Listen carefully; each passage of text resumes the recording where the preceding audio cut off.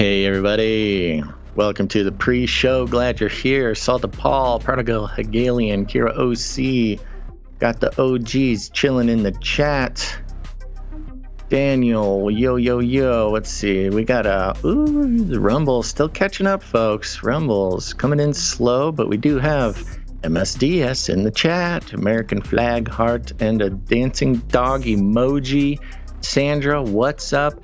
Remember, folks, we do have the Twitch channel back up. I know by now everybody's got their favorites, but you know, if you're one of the OG Twitch folk who miss it, who miss the gifts and miss the stamps, I think they're called stickers, whatever. Our Twitch is back. I'm gonna go ahead and figure out what our Twitch channel is.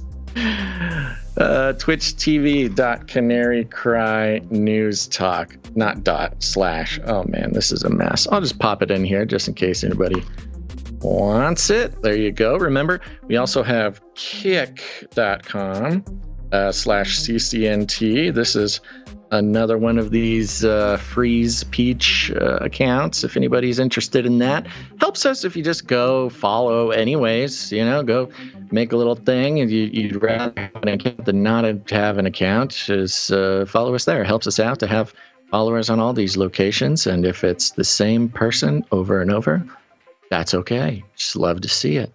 Who do we got? Loverbug, Martin, Dento Beans here. Okay, good. We're getting the whole gang back together here. Dave, the Racing Heart, Martin, Cassandra.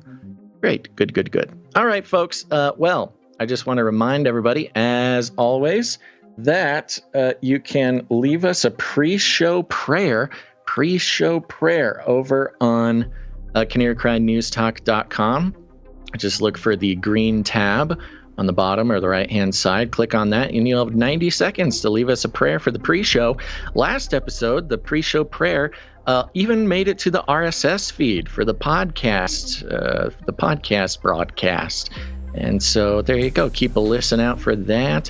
And it's a great way to get involved with the show, produce the show, and, you know, get involved sort of spiritually with helping the show survive, because surely prayer is one of the most effective ways to keep us alive. There's plenty of ways you can keep us alive and participate by producing the show with your time, your talent, or your treasure, but prayer is also a very important part of that.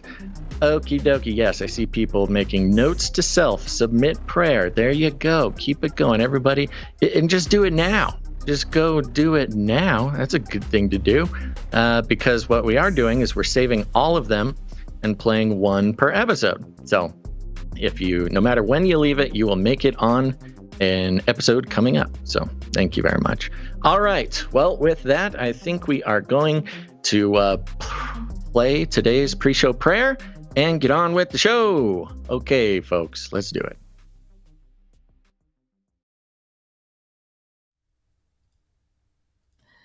Our Father, Yud He Vav He, the air we breathe and the creator of us. You are the Holy One, and you see what men are doing in darkness. But those of us called by your glorious name come into this understanding that the ultimate war has been won, and we come together as a community. In your name, Jesus, we stand against and refute, resist, and finally, like it says in Revelation 12, overcome. Thank you, Lord, for equipping us with everything that we need to successfully do battle. We now pray for our enemies that they be exposed and either saved or scattered to the wind, and show the evil one's followers that they are deceived, or proceed with your perfect plan for those who love the lie. Thank you, Lord, for your Son. We love you. Amen. The world is getting crazier. People are acting more and more insane. The end of the world is tomorrow. Tomorrow. There's only one thing to do when the world is falling apart. Listen to Basil and Gonz as they discuss this week's news and events through the lens of Bible prophecy. You are listening to Canary Crime News Talk. You're listening to Canary Cry News Talk. Today is July 3rd, 2023. We are live to tape on episode 641. And today, American Weather Mod. And signing on from Off the Grid, Razzle Dazzle. I'm your best buddy, Basil. And my name is Gonz, director of the Age of Deceit films. Wife calls me the Cabana Boy, your favorite Asian provocateur for Christ. Live to tape from California, to bring you the best news, which is the gospel message of Jesus Christ, while reporting the egregious with a well-rounded, biblically grounded take on world events. And today's emergent phenomena, layers of deception. Not just one layer, multiple layers. Yeah. And like double meanings. Like a 4th of July layered bean dip. Or like how everything's public now, American Weather Mod. Kind of like a weather modification, but also moderators. Are they moderating the weather? Kind of like mods in a forum gosh. or an internet chat room. Oh, the layers of deception. Deep. That's right. And layers of the show. If you're listening to the RSS feed, that is the podcast feed. The past couple episodes, you've heard the pre-show prayer that we've mentioned in the past. And we invite you, dear podcast listeners, to go to canarycrynewstalk.com. You'll see a green tab on the bottom of the right-hand side. Click on that. You got 90 seconds to leave us a pre-show prayer. We believe this is an excellent way for people to get involved and produce the show. And if you are a podcast listener, that means listening to us on podcast platforms, not necessarily one of the video platforms. Let us know. Let us know if you like that prayer at the top. We expect you will. But if it offends you, well, I don't know if there's anything we can do about it. But go leave a pre-show prayer at canarycrynewstalk.com. Green tab, do it. Woo! And with that, it is the 4th of July show. Technically, everybody else isn't working today. Nobody I know is working today. But here we are, Gonz. Look at us. Patriots. It's time for a disclaimer. Now listen up, YouTube. That's right. And just for all the content moderators and censorship managers out there, be they robots or humans, everything you hear on this show comes directly from the mainstream corporate news media. We do not claim to be experts on healthcare, geopolitics, military strategy, corporate law, or the moral and ethical implications of any of these topics, nor do we implicitly or explicitly support or subscribe to any sources or narratives containing misinformation, disinformation, or malinformation, as defined by the Department of Homeland Security. We're good boys. All right, YouTube, we're good boys. That's right. And let me give you a rundown, guys. Oh, here's Basil. Let me bring you up to speed. That's right. We'll be starting out with an extravaganza of weather modification disclosures. Turns out the chemtrail peeps weren't so crazy, and in fact, the White House themselves is getting in on the game. Surprise, surprise. We noticed this back when the Mexican company got shut down by the United States government. Isn't that weird? I didn't know we could do that. Well, when it's something like weather modification, you can't do it without old Joey Bag of Donuts, his permission. Then we checking in with the Flippy parade, the Flippy Brigade. That's right, the robots who are not only taking our jobs, enslaving our children, flirting with our spouses, but orchestrating our orchestras. More deadly than you might think, folks. Then we'll be catching up on the France riots, some of the things going on around there. What does that mean for the rest of the world? And have we seen this before? We will be checking in with, just a beautiful combination of topics: PETA, AI, and the Bible. What could possibly be happening there? Now, we are keeping things nice and efficient today, folks, because it is a holiday, meaning the day before the 4th of July, Independence Day here in the United States of America. But we will be doing the work to deconstruct and expose those American cities that will be trading in their fireworks for swarms of drones. More on that later. Swarms of drones. But before that, Gons, let's get started with our lead stories. Here we go. It's a geoengineering climate catastrophe. Geoengineering.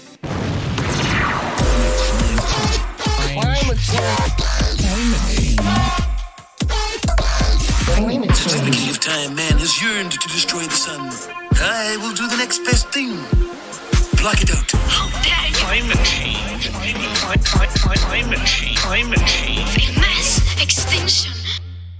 Well, it seems like the climate fears are really ramping up. The propaganda is out in force, and of course, the king pressed the button. We have a time limit.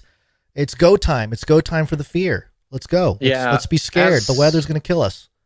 As we mentioned, as sort of the analysis of this yet another climate clock started by King, what's his name? King Charles or whatever. Charles. Yes, it has instigated a new wave of not only solar radiation and climate change funding, but a new wave of hysteria just in time for the French riots. So we get to combine it all. But what have you seen since the countdown clock begun? Well, also the moon, the full moon, and the France thing. So we're going to start off. We're going to tackle a few headlines here to kind of get a feel of what's going on, and then touch on what the White House published last Friday. But this is Reuters here. Climate nears point of no return as land, sea temperatures break records, experts say. Very depressing. I mean, I don't know. Another point of no return. Does that mean at some point we're going in circles? Returned? Yeah, we're just going in circles. So it talks about the 1.5 degrees Celsius situation, but really the part that I want to focus in on from this article, there's a sub headline here: quadruple whammy, not double, not triple, quadruple. It's like a quadruple demic. Yeah, that's pretty much what's happening now. It's weird how much it mirrors the same constant reporting that we got during the pandemic. I mean, literally, headlines had the words double pandemic, triple demic, quadruple demic. Right. Yeah, but this is climate, so we're talking whammies. High land temperatures have been matched by those on the sea, with warming intensified by an El Nino event and other factors. Global average sea surface temperatures hit 21 degrees Celsius in late March and have remained at record levels for the time of year throughout April and May. And more scary things. Global warming is the major factor. I thought we dropped global warming as a thing, but it's just come back in full force at this point. It's the issue. So yeah, global warming is the major factor, said Piers Forster, professor of climate physics at the University of Leeds. But El Nino, the decline in Saharan dust blowing over the ocean, and the use of low sulfur shipping fuels were also to blame. Quote, so in all, oceans are being hit by a quadruple whammy. He said, quote, it's a sign of things to come. What does that mean? Is it going to be what's 5? Hepto whammy? I think it's penta. You're right. Penta whammy? Why am I thinking hepta? Hepta 7? I don't know, but I'm sorry. I blacked out there for a second. Did it say something about cruise ships? Cruise ships. Or fuel? Shipping fuel. Yeah. Shipping fuel. Yes. You want me to read that part again? Yeah, please. Okay, so this is from Piers Forster, professor of climate physics at the University of Leeds. He said, El Nino, the decline in Saharan... So he's listing things. El Nino is one thing. Decline in Saharan dust blowing over the ocean, and the use of low sulfur shipping fuels were also to blame, yeah. So the lack of Saharan dust floating over the ocean is contributing to climate change. It's a whammy. One of four whammies. One of the whammies. One of 4 whammies. Oh, what does that have to do with anything? We're gonna die. We're gonna die. What are humans doing that is keeping the dust level down in the Saharan desert? What is there a sort of I don't know, are they spreading some sort of Scotch guard across the millions of hectares? I don't understand. It must be killing fish, because it says thousands of dead fish have been washing up on Texan beaches and heat-induced algal blooms have also been blamed for killing sea lions and dolphins in California, because algal blooms, the obvious effect of you using your hairdryer. Yeah, I'm sorry. I don't believe it. It's happening. One of the whammies is dust not getting kicked up from the Sahara Desert. I don't know what that has to do with me. I don't Basil, know what that has to do with anyone. I think this is leading us to only one conclusion, which is we need more dust in the sky, Gons. How will we get this dust into the sky? Do not think too hard about it. The government's got your back. So we're going to move on to cron.com here. And the headline here, sun's activity could peak 2 years earlier than expected, experts say. Oh, okay. Yep. The sun could potentially reach solar. It's a very active sun. Yes.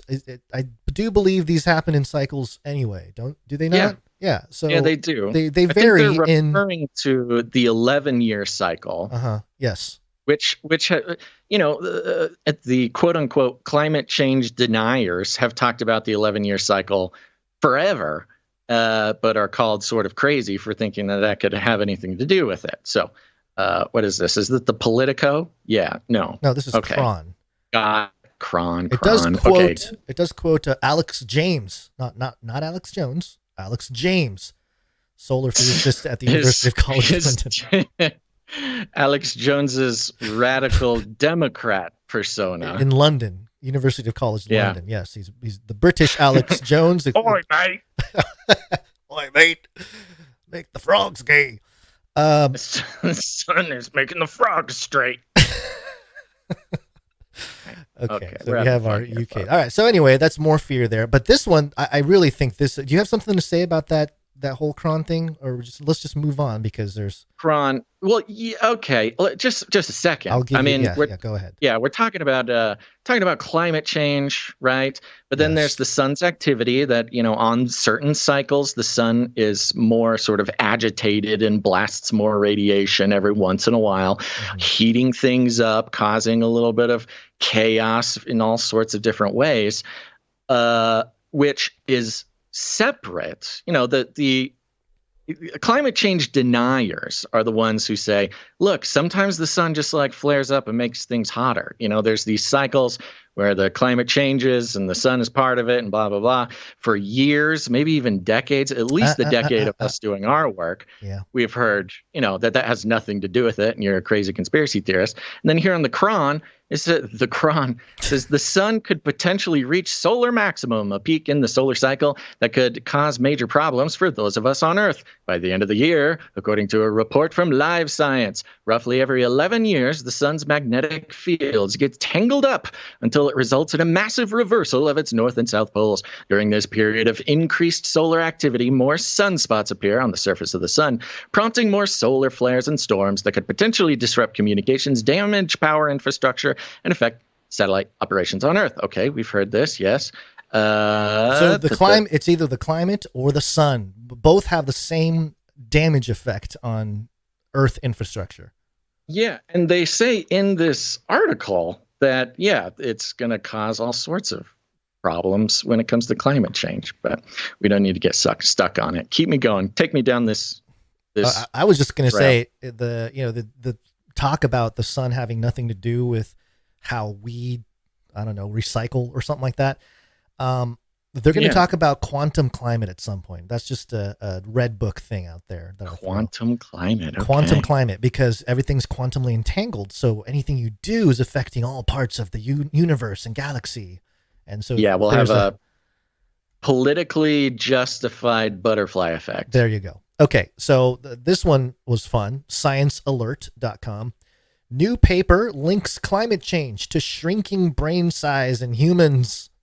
Now this I believe. I think yes, the politicians themselves they believe that climate change is happening. It may be a sign that their brains are shrinking. That is very true. Yep. It's hilarious. They had unintended consequences with this one. What's the outlet? Oh, this is on Science Alert. Science Alert, so it's definitely true. A new study suggests a link between past climate changes and a drop in the size of the human brain. an adaptive response that emerges in an analysis of climate records and human remains over a 50,000-year period. Yes. Are they admitting that human brains were larger 50,000 years ago? Yeah, and the antediluvian, the days of Noah. Pre-Adamic, days of Noah, Atlantis. People were smarter, right? Okay. To whatever that other one's called. Yes, we were much smarter and had much bigger brains. And then there was a flood, and here we are, little tiny brains. But as the days of Noah were, so shall also the coming of the Son of Man be. Maybe this is the whole agenda. All the elite just want bigger brains again. You must have bigger brains. We're not going to get into this article here, but there you go. The fear continues. But don't worry, Basil. The government is taking care of us. Politico.com. White House cautiously opens the door to study blocking sun's rays to slow global warming. Again, global warming right there in the headline. Yeah, you can't say global warming. That is interesting. It's made a furious comeback as the problem. But let's see what it says here. Okay. Yeah, give me some. Okay. Give me some of a taste. The White House offered measured support for the idea of studying how to block sunlight from hitting Earth's surface as a way to limit global warming in a congressionally mandated report that could help bring efforts once confined to science fiction into the realm of legitimate debate. Oh, thank you, congressional mandate, for making it legitimate. The controversial concept known as solar radiation modification, or SRM, is a potentially effective response to fighting climate change. They used it interchangeably with global warming, but one that could have unknown side effects stemming from altering the chemical makeup of the atmosphere, some scientists say. Probably not a great idea. Remember the sulfuric acid theory that was out there with the video clip we had? I forget all the references, but you know what I'm talking about. Just put some aluminum up in the air so it'll reflect the sun away from us, and we will all harmlessly breathe in doses of aluminum all day long, which will stop our brains from getting smaller. Oh, but exactly. The White House report released late Friday indicates that the Biden administration is open to studying the possibility that altering sunlight might quickly cool the planet. But it added a degree of skepticism by noting that Congress has ordered the review, and the administration said it does not signal any new policy decisions related to a process that is sometimes referred to or derided as geoengineering. That's hilarious. That's their own term. Yeah. Deride it. They're saying it's a derisive term, but they invented it. Yeah. Hey, if you have friends, family who are like geoengineering, that your conspiracy hat, tinfoil hat guy, send him this Politico article, because they actually just say it right there. They're like, hey, it's White House document, yes, geoengineering, yes. Yeah. Okay, there you go. That's interesting. They didn't have to see. The problem is they're not coming out with any of the disclosures. I mean, maybe one, especially if you're talking to a normie, a good idea would to bring the article about the Mexican company that was doing exactly this. Right. And got shut down by our White House. They didn't. It wasn't even like they didn't even get in trouble with the Mexican government. It was the U.S. government that came in and shut them down.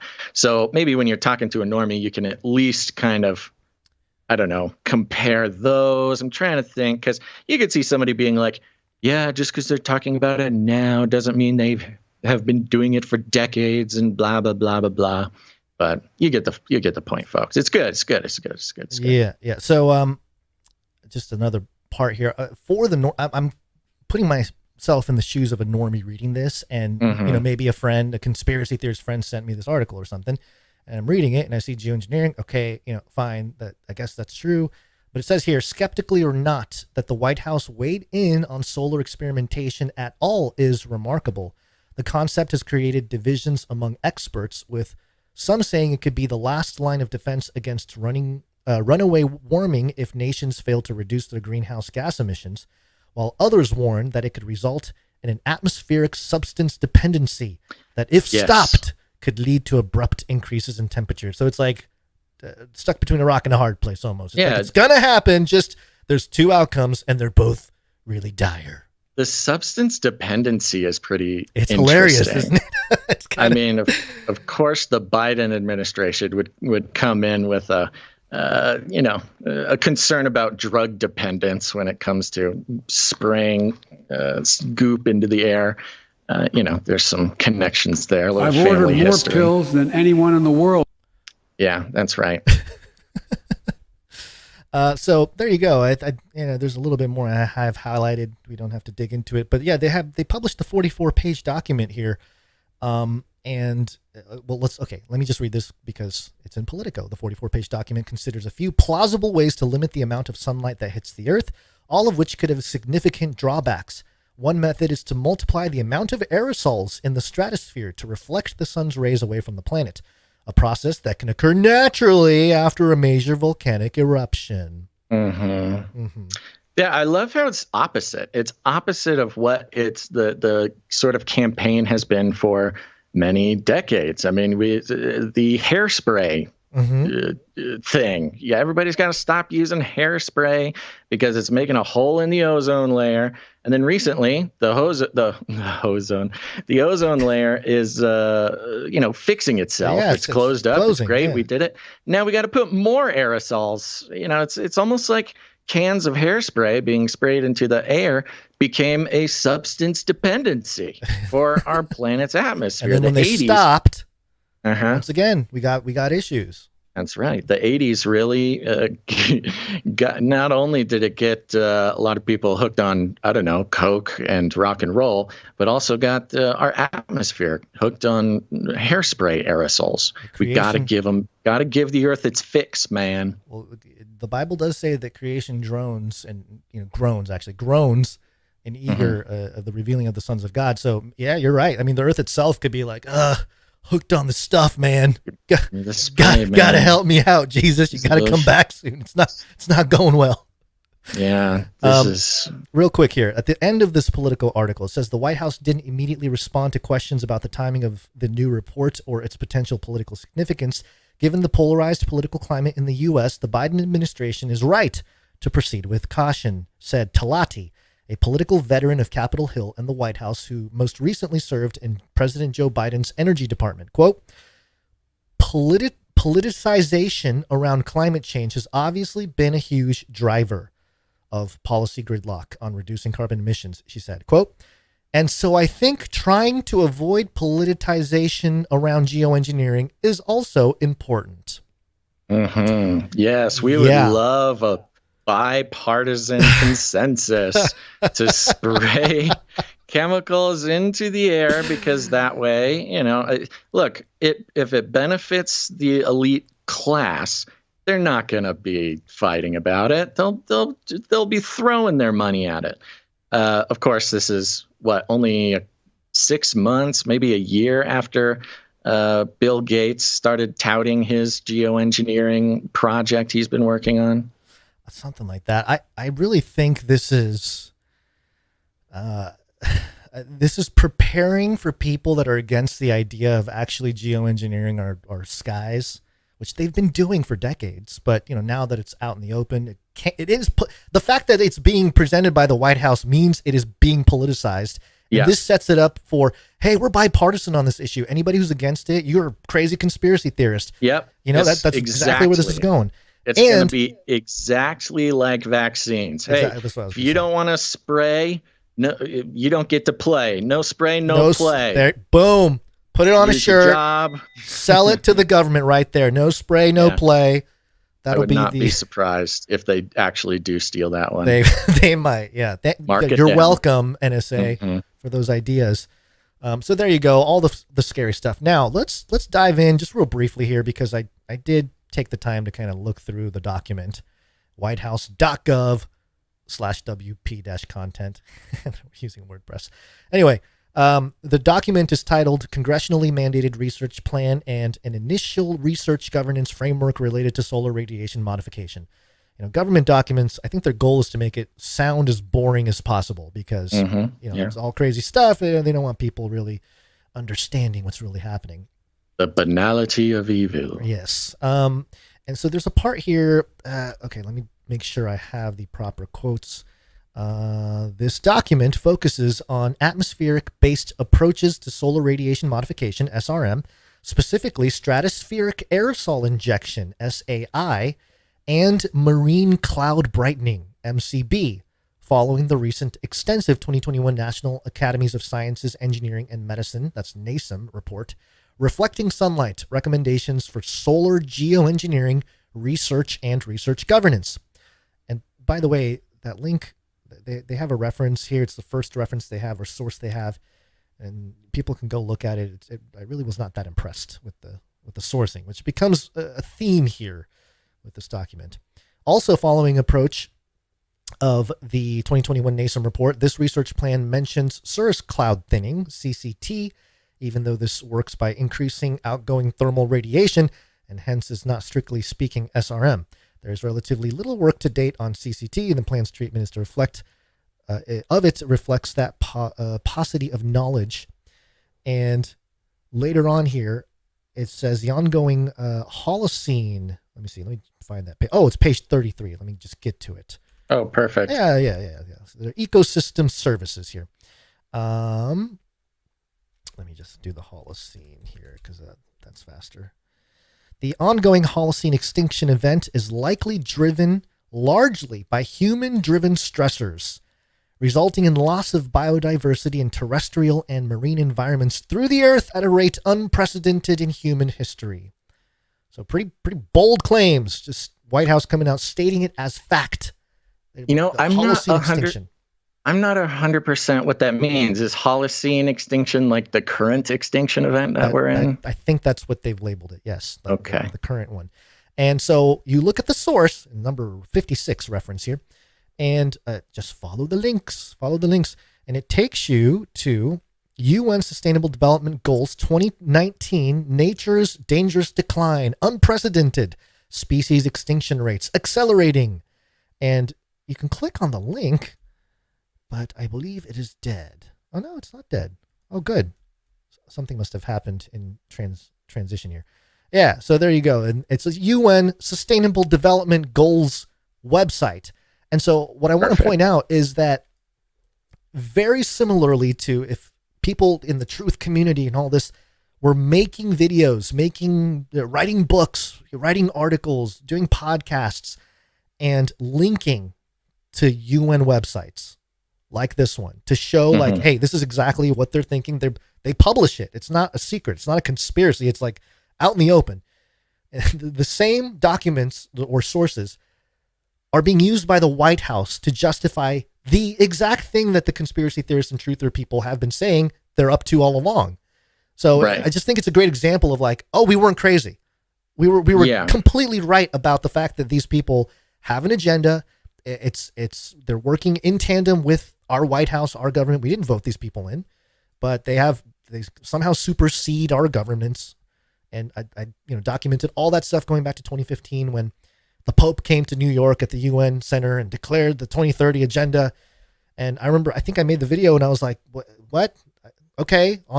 In the US, like, does anybody even know what that is at this point in 2015? No, nobody knew what it was. Now people know what it is, but it's just amazing to me that the White House is just like, yeah, here's the source about this Holocene extinction. We're all going to die. The UN's telling us. So, no surprise. It's very nice of them. Yeah. Very nice of them to do that. Yeah. So, a couple more things actually. Environmental justice. This is another part of the whole ESG situation, and just your familiar sort of critique of this kind of thing. Environmental justice. The communities most vulnerable to the climate crisis are often those who contribute least to the climate crisis. Which, okay, a claim is made. A source is mentioned, which is source number 72, which takes us to this website here, nature.com. It's a report, Global Mismatch Between Greenhouse Gas Emissions and the Burden of Climate Change. Basically, the idea is, hey, the rich first world nations, they produce the most greenhouse gas, but they're the rich nations, so they have the most resources to protect against it. Meanwhile, the third world nations, they're the ones that are really having the effect from all this stuff. And so this is inequality. We got to bring him out of this inequality.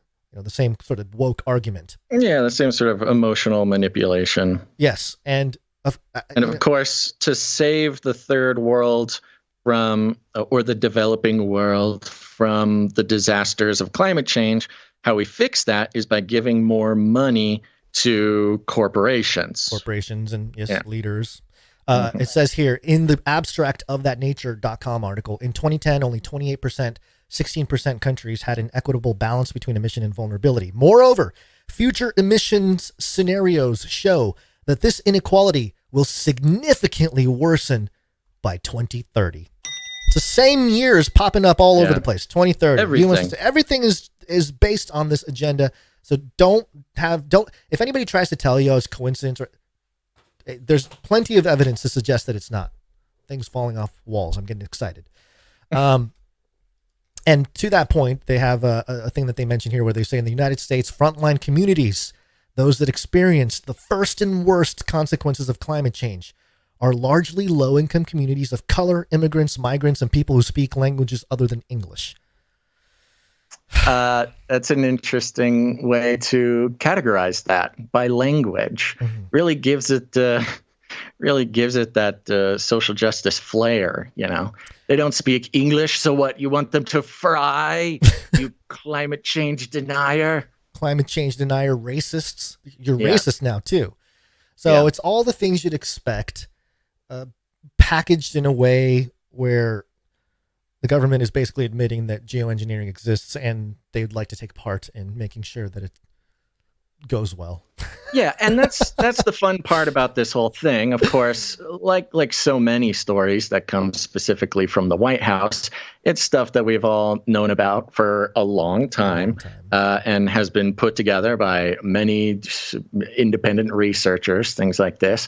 But once the White House in particular, much less the sort of global governance apparatus, but once the White House starts laying the groundwork, because what they're doing is they're not actually trying to, disclose or justify anything to the public. It just means the narrative building apparatus, the machine has been put into drive. It's now time to execute the narrative crafting, the worldview shifting, the attitude adjustment, as maybe my mom may have said one day, the attitude adjustment. That's a good one. That the public needs, So that's kind of part of what we try to keep an eye out is, okay, what is the machine doing and what is it trying to put into our brains? And in this case, it's, if you don't like geoengineering, you're a racist. I also think the people that already have control of this technology are realizing that they are oppressing people. Like some of this data might be true, and it might be like they might be looking at themselves like, oh man, we rolled out the cloud machine there, and it's really hurting people in Africa there. Maybe we should do something about it. Exactly. It's the same thing as, Bill Gates testing his vaccines in Africa. Right. Exactly. It's to, amplify or execute the technology or, get the system started to save the earth by spraying all the poison over Africa and not over the Pacific Northwest of the United States because Bill Gates has property there. We're all benefactors of Bill Gates' corruption. Is that what you're saying? Yeah. So it's it's almost more diabolical that they are saying, the developing world is the one suffering the most. So they're the ones we're going to blast all the geoengineering chemicals over. And lo and behold, any connection to, mass health problems is purely coincidental. We're saving the earth and we're saving it, saving their part first. So we're very good and righteous. And the big sort of punchline here also, and I would be remiss not to mention it, is it's probably leading to some kind of climate vaccine as well. Climate is changing, something's happening. It's probably mRNA, maybe even more. Chemtrails are in their own way a vaccine for the earth. It's an injection into the system of foreign particles. But then they're going to tell us we need more foreign particles to make sure we adapt to those foreign particles, and boom, boom. You could see a sort of gene therapy coming out where I think it already did, Basil. You've been around last couple of years. I think they rolled that one out already. But yeah. By the way, we weren't gonna we won't be covering this in depth, but yes, this study has come out that it was calls certain things gene therapy. It's official. But I could see a gene therapy related to melanin, where if you want to survive climate change, you need more melanin in your skin. And we have a way now to activate your DNA to create more melanin. And there you go. Now we're all, some sort of oppressed minority. It's great. Well, there you go. I guess that's, and by the way, just to mention, now that the White House is really in on, rolling out the crazy conspiracy stuff, they better watch out. Some things may happen down there. KYMA was reporting that hazmat incident near White House was later deemed non-hazardous, so that's good. So it wasn't hazmat.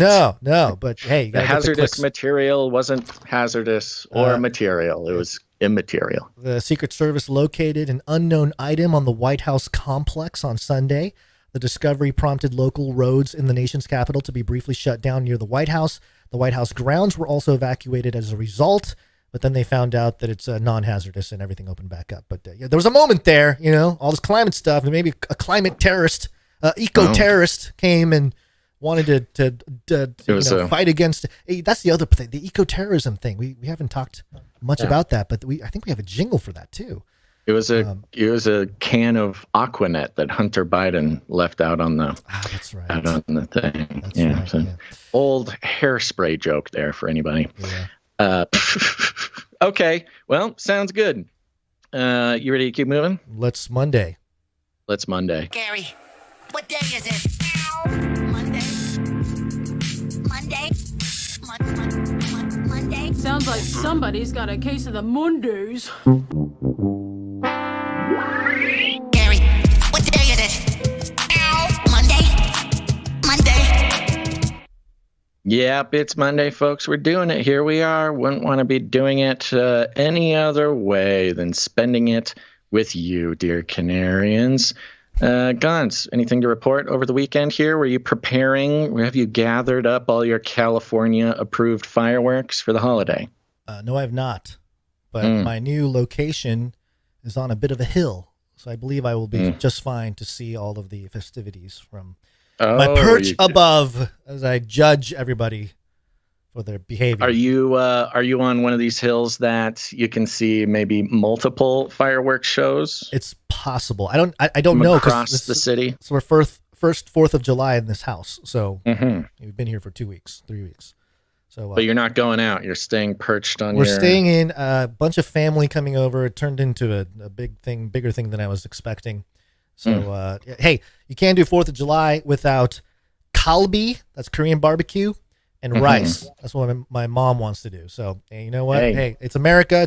It's a potluck, baby. The immigrants, the melting pot of the 4th of July is to be celebrated as well. Yep. I could do some Korean barbecue. I was going to ask if are you going to cook a hog in the ground or something? Oh, that would be cool. I could bust out my little tractor and dig a little hole. And that's the best way. Those ground cooked hogs are delicious. Yeah, I've never done it before. I don't even know how to do it. But that wasn't on the plan. Simple? I don't actually have any plans whatsoever. That's a plan. Yeah, because I'm sure I'll end up doing something, but everybody in my life is still kind of on like Basil's damaged alert. Basil's still. Well, they'll bring you gifts. Recovering. The community will come bearing gifts. That's kind of what I was hoping for. I was hoping you need to play everybody it up would bring it to me. You can't be walking around. You got to sit down. You got to have your legs straight on like a, mantle or something, just to make sure your people know that you can't be jumping around. You gotta, everybody. I am the most patriotic of anybody. Of course, that I know in my personal life. You'd have the American flag blanket over your lap, of course. Yeah. Right. And I'll have I'll just tell some war stories or something, anyways, it'll be great. I'm hoping to make it through 4th of July with all my fingers, but I'll let you know if I end up doing anything fun. Okay. Well, don't do anything stupid. Well, what would make up for any stupid 4th of July whoopsie daisies? I'm afraid to know. Executive producing the show. Executive producers. That's right, folks. We are on the value for value system. You know it. You love it. We take no corporate, commie, or cartel money. That's right. No outside funding whatsoever. We are entirely surviving on not just the kindness and generosity, but participation in the value for value model. It's not just about donations. It's not just about begging for money. It's not just about anything. It is the fact that the value for value model dictates that it is up to all of us to keep the things that we get value from alive. We are not giving that responsibility to advertisers. We're not giving that responsibility to government grants. We're not giving that responsibility to anyone outside of ourselves. The value for value model means that we create value. We try the hardest we can. And if you get any value from what we do, you can put some value back in. And look, you're not required to. You are, I would say, gently reminded every episode that it is an option, but it is not required. However, it is just the law of the jungle that if people are not putting value back into the show, then there's no value to keep the show going. So it is an agreement and a participatory, I'll call it a party, where people who get value from the show put some value back in, and then we can just keep doing it. That's how it stays alive. As soon as people stop getting value from this show and stop putting it back in, then we will know. That is the day we will know. We have finished our good work, Gons, and it's time for us to go get a job as a robot mechanic or something.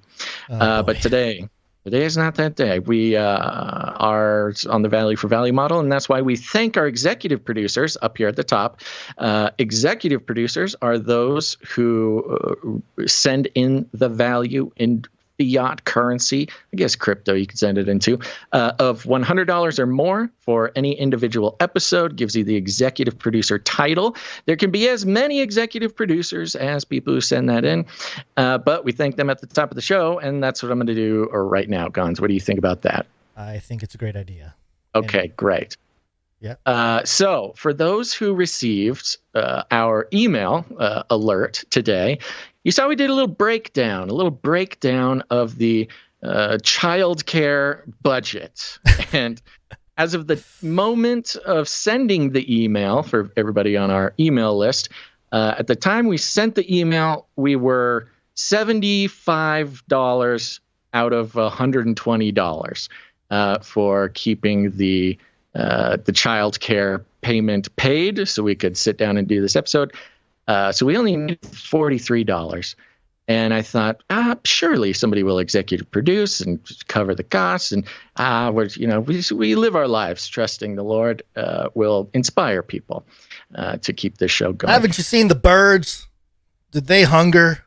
Exactly. Okay, there we go. I was wondering where that was going. Yes. So anyways, oh, sorry. I'm stalling because I was refreshing in hopes that an executive producer would have gone through. But Gons, sadly, no execs have shown them. That's okay. Wah, wah. Well, I mean, it's okay because we trust that the Lord will figure it out. But there's still time to become an executive producer, folks. You can produce in any way that you want, your time, your talent, or your treasure. But if you want to be our knight in shining armor, head on over to canarycry.support, and you'll find all sorts of options, all sorts of ways, all sorts of platforms that you can produce the show. That's that. I don't know what else to say about that. That's where we're at. So thank you very much. CanaryCryRadio.com/support. I will say this, though, Gons. In times like these, we are extra grateful to our Canary Cry Supply Drop producers and the T-Shirt Council. And so I think this is a great time to mention CanaryCrySupplyDrop.com and also hit that jingle because we have somebody to thank. Which one? Supply Drop? Supply drop. That's right, Canary Cry Supply Drop. If you get $2.77 worth of value out of these episodes, why don't you go sign up to receive the Canary Cry Supply Drop? That's $33.33 a month.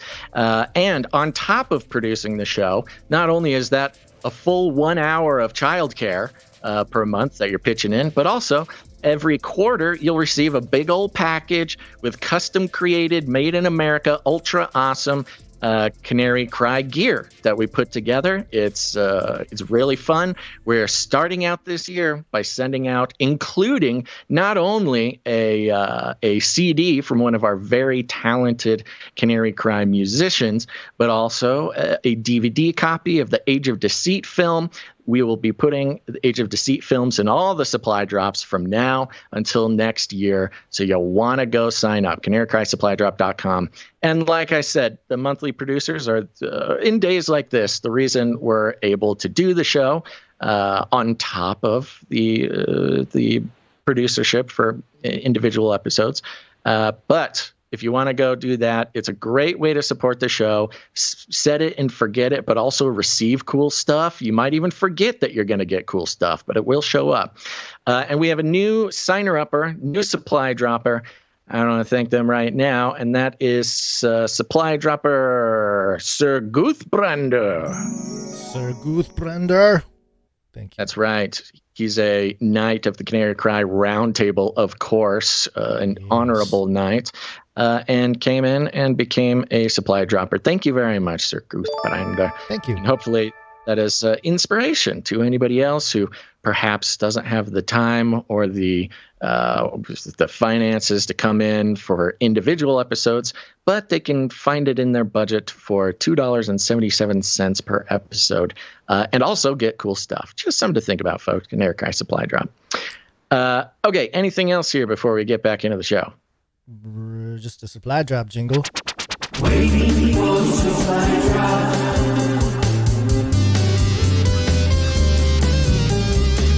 Should do a quick mention of the T-shirt council just because we're here. Yeah.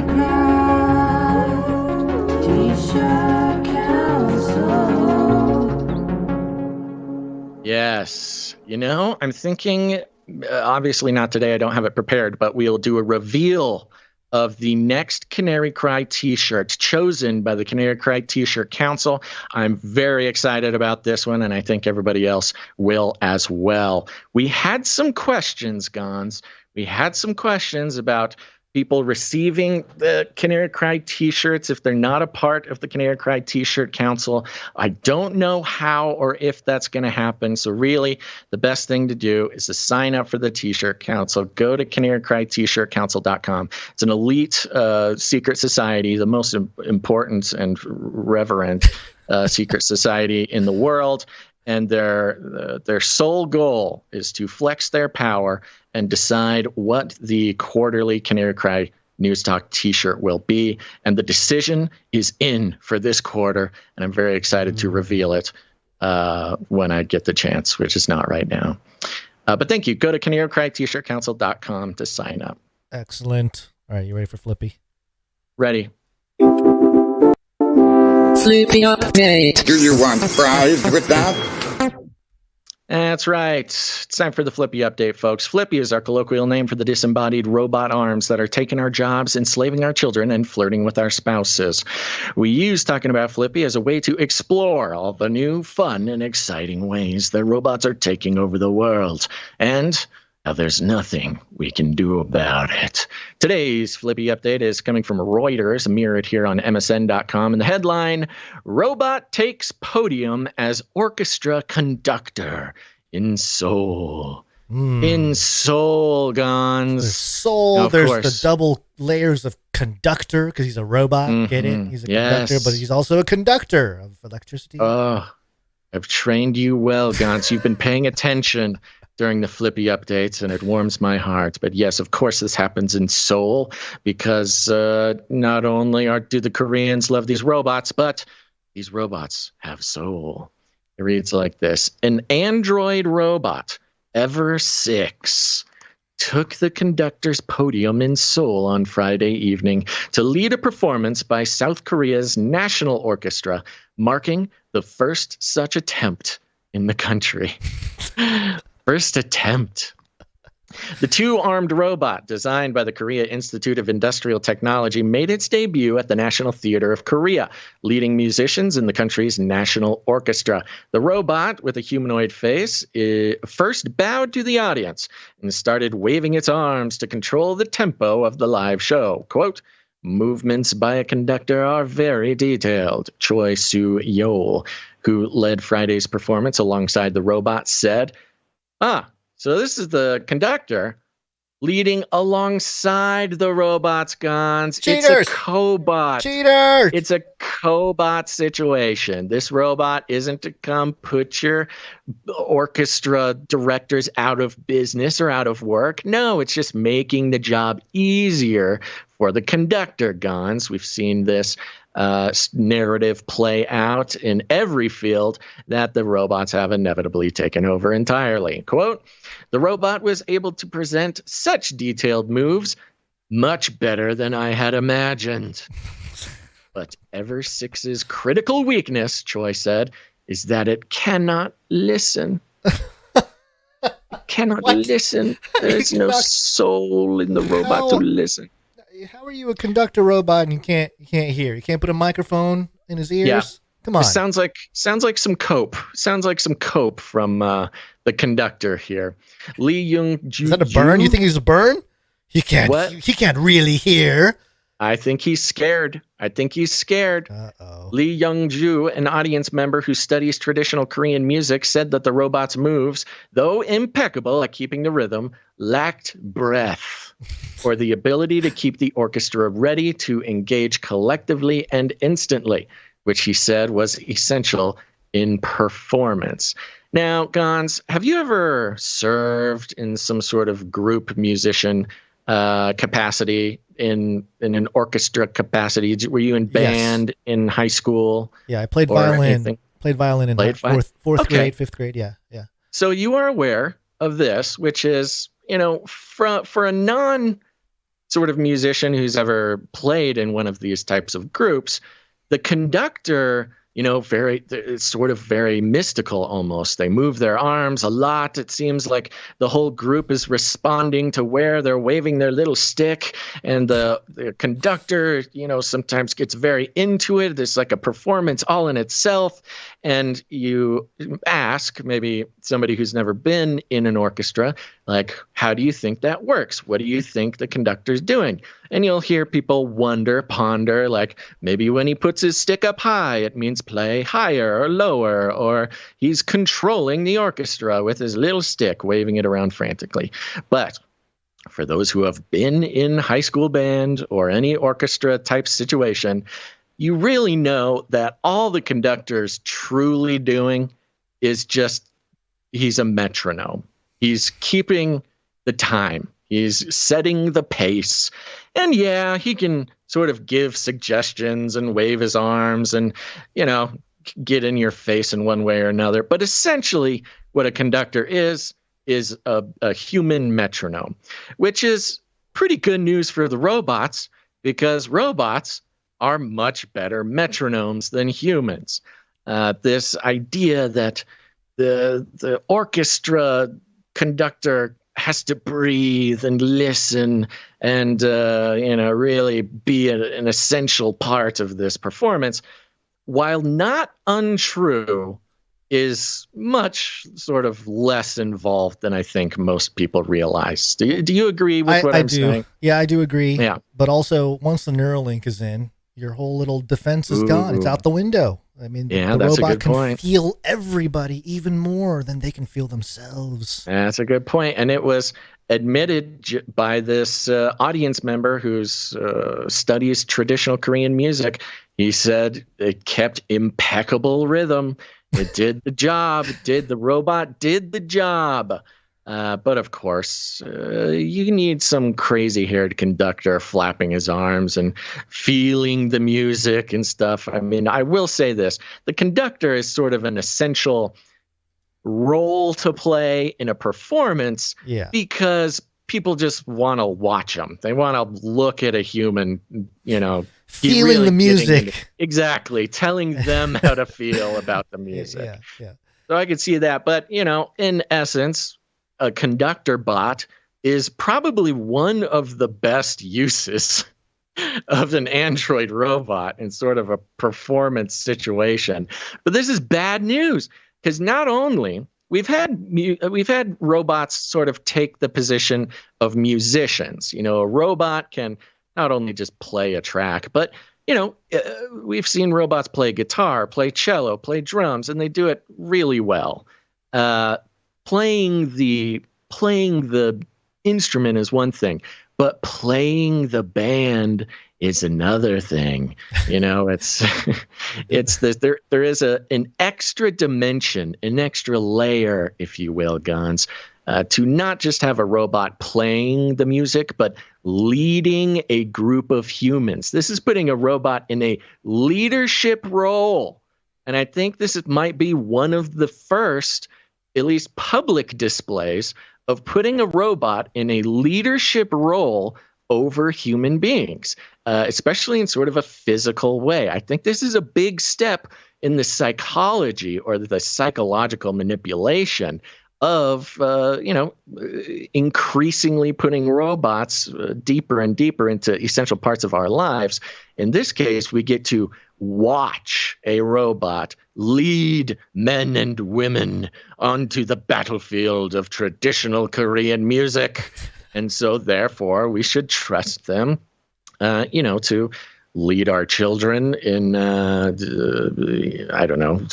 child care activities. We should have them leading our troops onto the battlefield. We should have them leading our civil processes as President of the United States of America. Well, if this thing was so compelling, how come we're not getting quotes from the band itself, the orchestra players?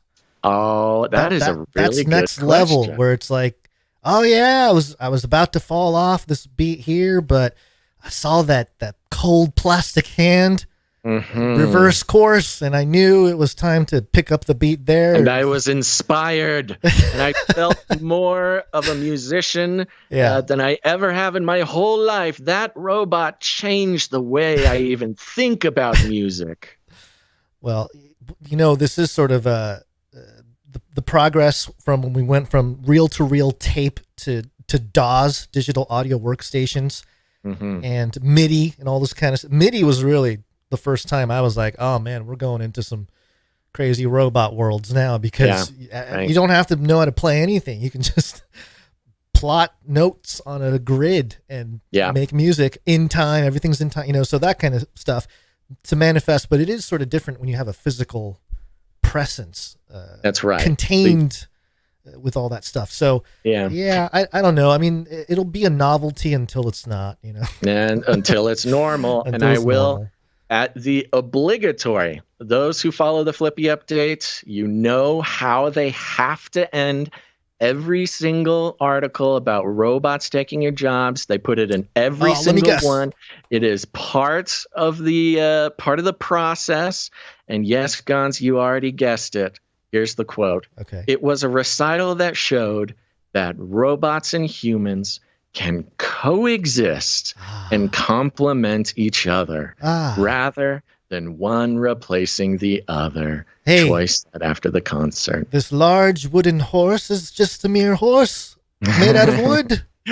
Just put it in your yard. I promise it would be a great visionary visual. Yep. Sorry, Mr. Choi. What you're saying is exactly what the baristas thought, exactly what the bartenders thought. The burger flippers. What the burger flippers thought. And I'm sorry. I am sorry, orchestra conductors. Your time is limited. The King of England should start a countdown timer for orchestra conductors losing their jobs. The King of England should press a button with a robot. That needs to happen. That would have been the only thing that made the King's countdown to apocalypse timer even better, was if a robot hit the button with him or for him or with him, like it picks the king up and uses the king to press the button. Hopefully you caught last episode, folks, or else this is going to be confusing. Well, it was the mayor. I think it was the mayor of London or something like that. So, I mean, that could be a robot in a few years. He anyway. could be a robot. So that's only a matter of time. So we're on the All path. right, All right. folks. Okay. There you go. That's your Flippy update for the day. Build back better. Build back better. Build back better. We will build Babylon better. This time, A new world order. France is on fire. France. Uh-oh. Everyone's talking Yeah. about France. It's over. Yeah, this was a weird thing, because here's part of what makes our job difficult, Gons, is because there are riots around the world every day. Yeah. Every day we're seeing, civil unrest in one place or another, usually stoked by CIA interference. And this is kind of a normal part of our job, is trying to decide which riots are the ones that are going to be the big ones. And especially in France, they literally are having riots. Rioting for like 3 years. 365 days a year since, at least the pandemic started. But a week ago, we saw this kind of start flaring up, and boy, oh boy, has it become an all-encompassing story for the media, Gons. So there are many sources we could have tapped into for this little report here, but we're going to pick NPR.org, and we won't read everything, but just to highlight the way mainstream media, especially NPR, obviously, is going to slant a certain direction. Yeah. I mean, they do a great job of sort of encompassing the mainstream points. Right. Okay, so the headline here is France is roiled by protests after police killed a teenager. Here's why. And the article says, when a police officer shot and killed a teenager named Nahel M. in the Paris suburb of Nanterre on Tuesday, outrage boiled over and spread across France. Protests have gripped big cities as people call for justice, and riots have broken out, bringing violence, fires, and hundreds of arrests. Saturday night appeared calmer than previous days, with France's interior minister reporting 427 arrests as of early Sunday morning local time. A day earlier, more than 1,300 arrests were made in a night of rioting as 45,000 police officers were deployed around the country in an unsuccessful attempt to curb the violence, the Interior Ministry said earlier Saturday. The slain 17-year-old's family has not released his surname, only his last initial. A funeral for Nahel was held Saturday in Nanterre. His killing is now a rallying call in a similar way that George Floyd's murder by a police officer in Minneapolis in 2020 sparked widespread unrest over the police use of force, particularly against minorities and also agent provocateurs with umbrellas breaking windows. All kinds of stuff. Remember all that George Floyd violent stuff and all weirdness? So they're comparing this event in France to George Floyd, which, I mean, sure, if you're being extremely general, I suppose one can relate one to the other, but kind of hard to really make It's a very strange yes and no. Because on one hand, that the timeline, the killing of that individual, which much like the George Floyd situation, people have dug into this person's past, and there's all sorts of inflammatory bits and pieces that are being put out there to cast either, I don't know, doubt or certainty, depending on how you're reading it. It did start with this situation. Of course, depending who you ask, there's a lot more reasons for this. The racism of the French white population against the immigrant population, the lack of care provided by the government versus maybe too much free stuff provided by the government. It really is sort of as crazy to pin down. Actually, no, it's way more crazy to try to pin down exactly what's happening versus the George Floyd situation. Because at least with George Floyd, you had organizations speaking out. You had Black Lives Matter. You had some sort of leadership and organization that was putting out messages. I cannot find really much of that at all, at least in the American reporting of it. In fact, the Politico article regarding what's going on.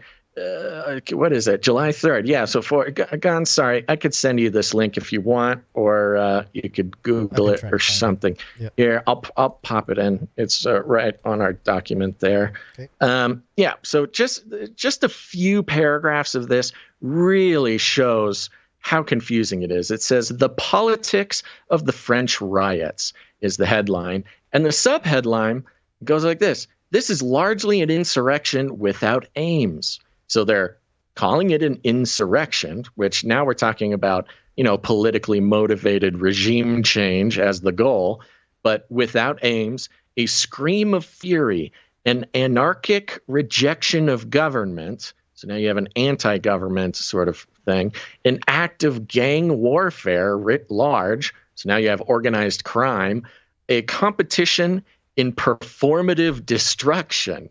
Which is more of like that activist thing. Right. We remember we had CNN, I think it was Don Lemon, defending destruction as a performative act of protest. So that's kind of written into the sort of DNA of these types of things. But you can see Politico is having a hard time nailing it down. Is it gang warfare? Is it activism? Is it anarchy? Is it, well, they go even deeper. Beware.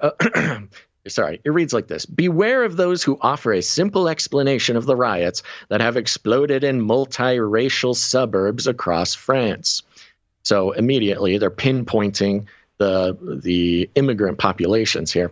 These are not, for the most part, political riots, although they are influenced by and will dangerously inflame the poisonously divided politics in France. Wait a minute. Okay. All right. I guess that makes sense. Not political, but it's political. But it's, yeah, I was going to say. Right. That's okay. Yeah. Continue. And it continues. They are not religious riots. Uh-huh. Many of the very young rioters may have a sense of besieged Muslim identity, but they are driven by anger rather than their religion. Okay. This is an insurrection, not an intifada, which is a Muslim term for sort of religiously sanctioned violence. Now, that's a little bit more difficult to really pin down their source on that. And in fact, they do not have any sources for any of these statements. There have been an enormous amount of truly sort of terrifying social media posts about this, whether it's from the rioters or it's videos of it. I mean, true horror, I think, in ways that the George Floyd riots did not reach. I mean, I don't know. It freaks me out even to like talk about some of the things that are being done by these rioters. But a lot of it is very explicitly tied to their Muslim identity. They're shouting the things, and some of the violence that they're perpetrating is violence that, is sort of, what's the word? Culturally relevant to where they came from. Mm-hmm. But of course, it's an insurrection, says Politico, and not religiously sort of mandated violence. So I guess it is political now. They are not, it goes on, they are not, properly speaking, truly race riots. Okay? All right, guys? Wait a minute. They are not, properly speaking, truly race riots. Is this a blog? What is the source here? I'm starting to be very skeptical about Politico.eu. The EU version must be run by bloggers. Politico.eu. No. Doesn't make any sense. Again, this? Politico, which bills itself as the media outlet, the news outlet for people on the Hill, for Washington, D.C. So this is written for American politicians. But listen, our theme here, layers on layers on layers, just this one sentence, so many layers of disclaimer trying to tell us it's not race riots. They are not, properly speaking, truly race riots. The great majority of the many millions of hardworking residents of the racially mixed suburbs which surround French cities are not involved. Okay, so they're not race riots because the majority of the immigrant population is not involved. Rather, they are the main victims of the destruction of cars, buses, trams, schools, libraries, shops, social centers, which began after a 17-year-old boy was shot dead by a traffic cop in Nanterre, I don't know how to say it, just west of Paris last Tuesday. Parents and other adults are now beginning, belatedly, to try to contain this explosion of violence by young men and boys as young as age 12. Now, this is another thing that they're pushing quite a bit, and we got this clip from Macron that speaks to this. They're trying to make it out like this is just a bunch of teens, like this is a bunch of boys as young as 12 going out, beating people, setting buildings on fire. I was going to say, some of the stuff is pretty wild. You got 12-year-olds doing how are they this radicalized? I mean, they trained are the ones mutilating people on the streets and setting entire apartment buildings on fire. Yeah. So yeah, and just one last paragraph here, so you know what it's not.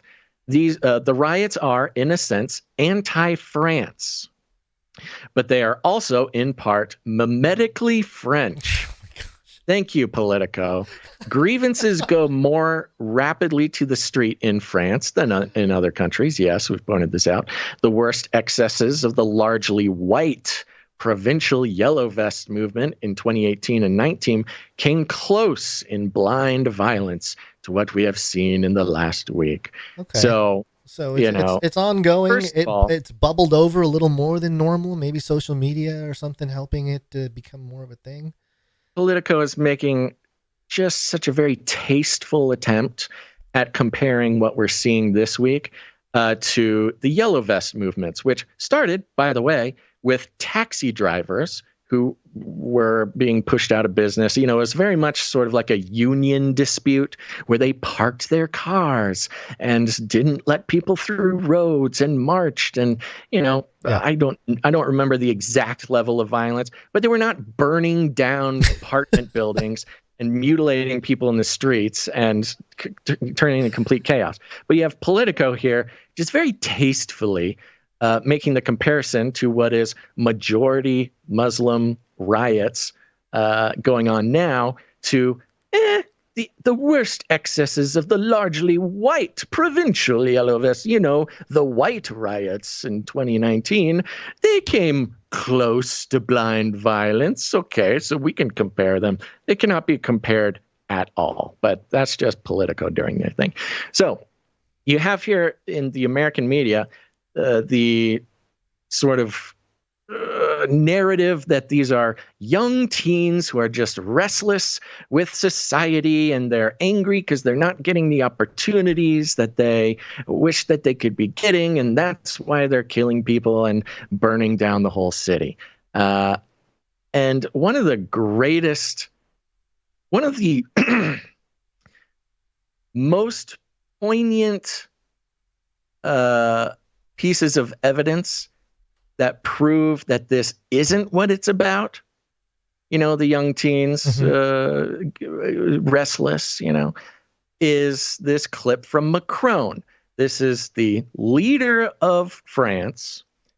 And when he comes out and says what he says in this clip, you know that it is absolutely 100% propaganda that is nowhere close to the truth. Let's see what Macron has to say about it. Come on. Come on, Macron. Macron, speak. Oh my gosh. Come on, Macron. You didn't do it, did you? I didn't have time. You didn't cut it, did you? I didn't have time. This is what we said would happen. I know. This is the thing. We got to make time. Okay, now we know, folks, when we got to cut the thing and do it the old-fashioned way, we got to cut the thing and do it the old-fashioned way. We can't count on playing the video live from a browser. Yeah, completely frozen. You want to reload? Yeah, really? Reload. Your browser is frozen? The whole thing is dead? Yeah. Okay, try to get it back. While we do this. Working on it. Let me see here. Let me jump over to a different point while we're at it. Oh, no. Okay, so here's what Politico does say about, we just learned about what it's not, what the riots are not. And here's what they say they are. The riots are, for sure, anti-police and anti-authority, says Politico. Young men of African and North African origin are much more likely to be stopped by French police than young white men. 17 people, mostly of African or North African origin, have been shot dead in the last 18 months after refusing to obey police orders to halt their cars. So you can see the parallels and the replay that the media is trying to attach. Yeah, same kind of stuff in America. It's the exact same arguments. All right, I got the Macron clip here. You ready? Okay, but here's what Macron says. I will end by calling all parents to be responsible. It is the parents' responsibility to keep them at home, and so it's important for the calm of everyone that parental responsibility is fully exercised. And I call on the sense of responsibility of mothers and fathers. Internet platforms and social networks. Well, it's fun playing a clip that stops every 3 seconds. Dang, man. Well, why don't you keep it just loading? We'll keep it loading. So there you can hear the translation from Macron. While the horrible things are happening in the streets and the whole city is burning down, and they want us to believe that these are 12-year-olds who are fed up with racist police, which, look, I'm not saying that's not what it's about for many, perhaps even most. I don't know. I'm not there. I'm only getting what I'm able to get from the mainstream propaganda and try to piece together what the sense making of this whole thing. But Macron comes out and says it's up to parents.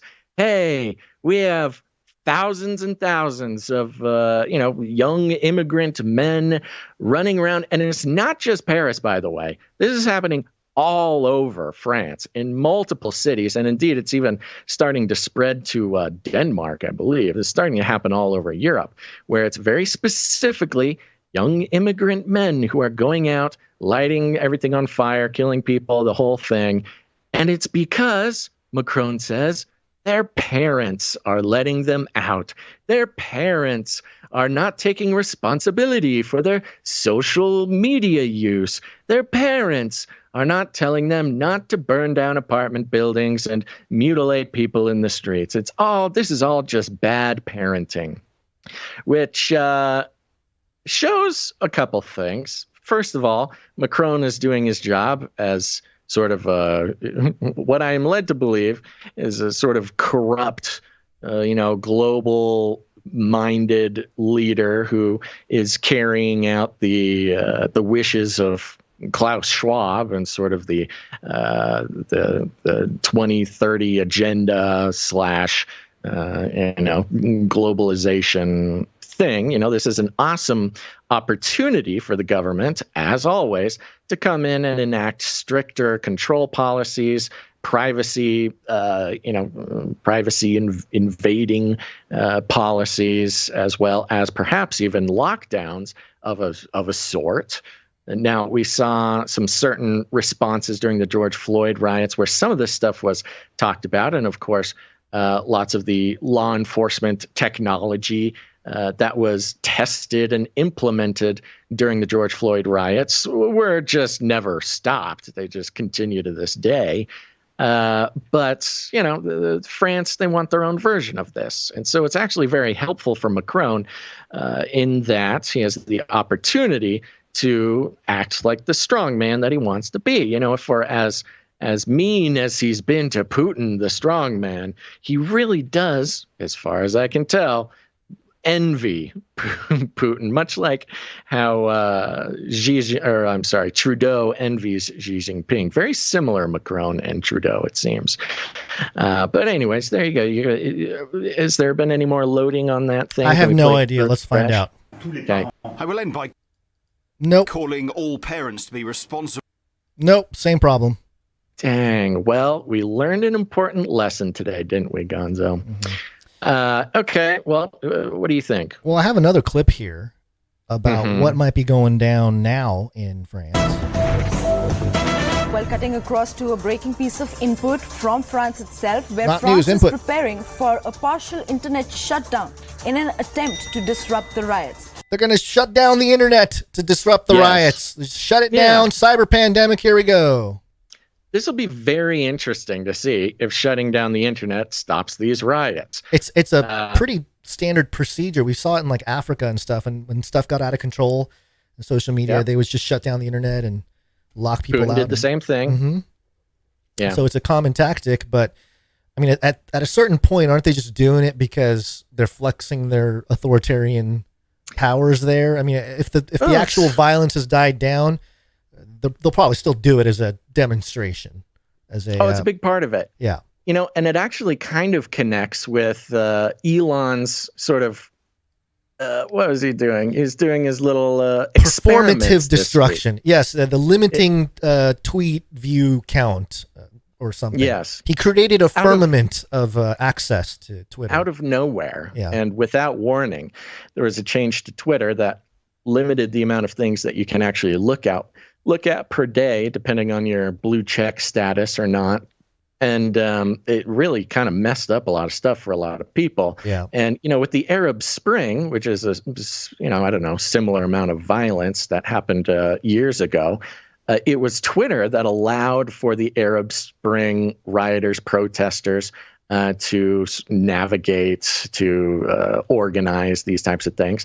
And Twitter allowing Twitter to stay up and not sort of taking the government requests of, I want to say it was Egypt, allowed for the Arab Spring to escalate in ways that they were hoping to keep it stifled. Now, of course, free speech Elon here, he's not going to shut down Twitter to calm riots in France. That's against free speech. But instead, they'll just sort of do some experiments this week that limits everybody's availability to looking at Twitter.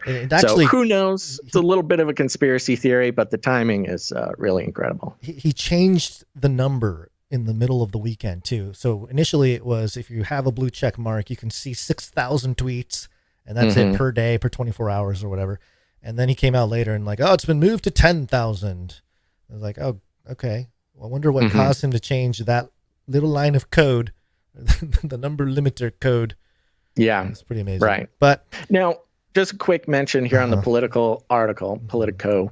They do say this, just to be fair about the reporting, Politico is saying the teenagers on the streets are almost all French, not immigrants. And yet Marine Le Pen's rival Eric Zemmour, echoed by editorials in the usually more careful center-right Le Figaro, has spoken of a war with foreign enclaves in our midst. So really is a culture war, even trying to figure out the facts of whether these are 12-year-old French white kids or if there's an immigrant population, which is the standard culture war that they actually want to inflame and they want to keep ambiguous.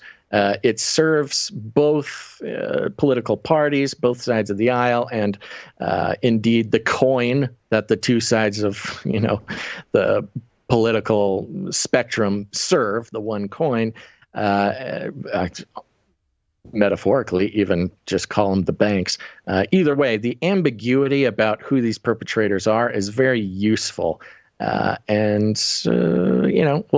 think we'll see it be as effective as we saw the George Floyd riots. It would be very helpful to know exactly what's going on in France is, and especially for sociological reasons and studies, we need to microchip the entire population and get all their biometrics, get all their belief systems on some kind of ledger so we know what they're doing. And then when they run around, we can figure out, okay, we can get exact numbers on where, maybe the immigrant population, what they were up to. Did they go to a certain location? And then, we can get the 12-year-old kids as well. I'm sure there were some 12-year-old kids getting it's a team effort, getting into trouble. Yeah, but we have to get everybody microchipped in order to really get that good data that we're looking for.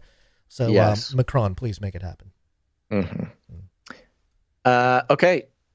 Anything else to say about this? No, other than you mentioned Elon, and we'll speaking of Elon, the danger of AI is much greater than the danger of nuclear warheads by a lot. Speaking of AI, artificial intelligence. It's also woke. Oh no, what happened? My jingle board crashed. It made me sad.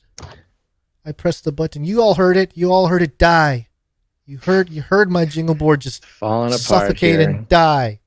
Gotta get that new computer going there for you. It's okay. I'm back. Artificial intelligence. Are you even woke? People don't even read their Bible, for heaven's sakes. All right, I got this from Daily Caller, and the headline here is Making Jesus in Their Own Image.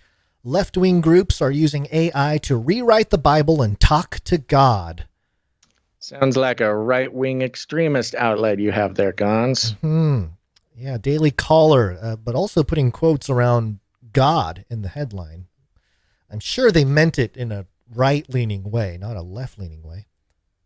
But it says here, liberal activists are using artificial intelligence to rewrite the Bible and put words in the mouth of Jesus, a Daily Caller News Foundation review found.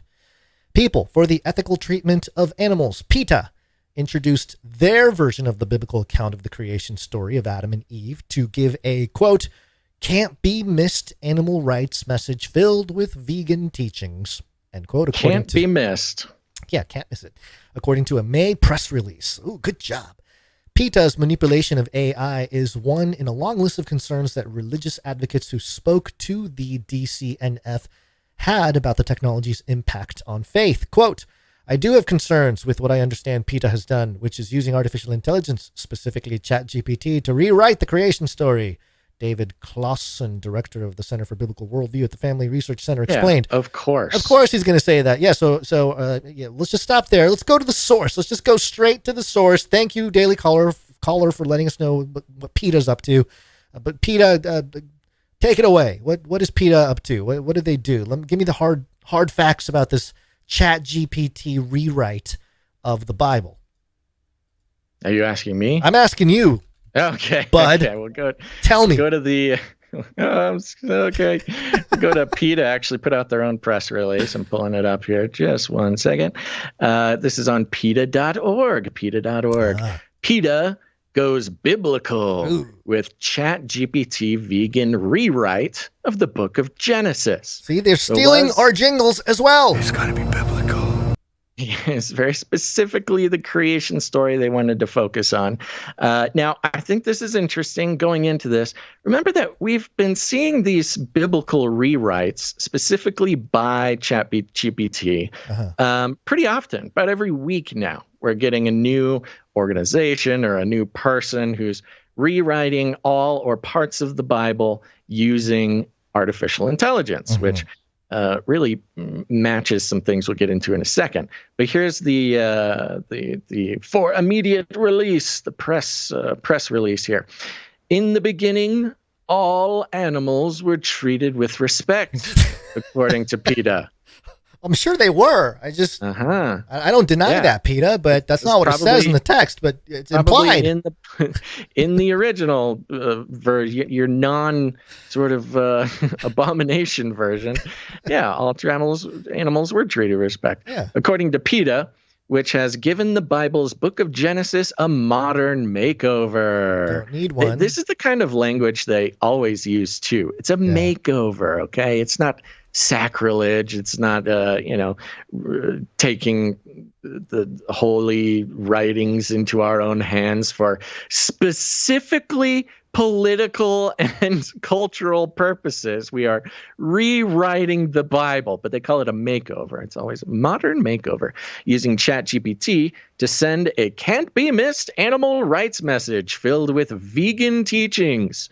PETA hopes the new cruelty-free story of creation will appeal to Generation Z, 73% of whom identify as animal rights activists. I thought they were going to say 70. Wait, how old are Gen Z? They're into their 20s now, aren't they? They're getting old. Gen Z is listening to me. You guys, I'm looking at you guys. I'm talking to you as a millennial. I was just where you're at. A lot of these Gen Zs, I think the older Gen Zs are around 25-ish right now. Gosh, I am so old. Yeah. Yes, right. But here's the thing, guys. I was just 25. And I remember looking at the world around me thinking, this is all for me. Everybody wants to market to me. Everybody's building products for me. Everybody cares about me and my generation. We are very important. And I'm telling you, it's only been a few years, Gen Z.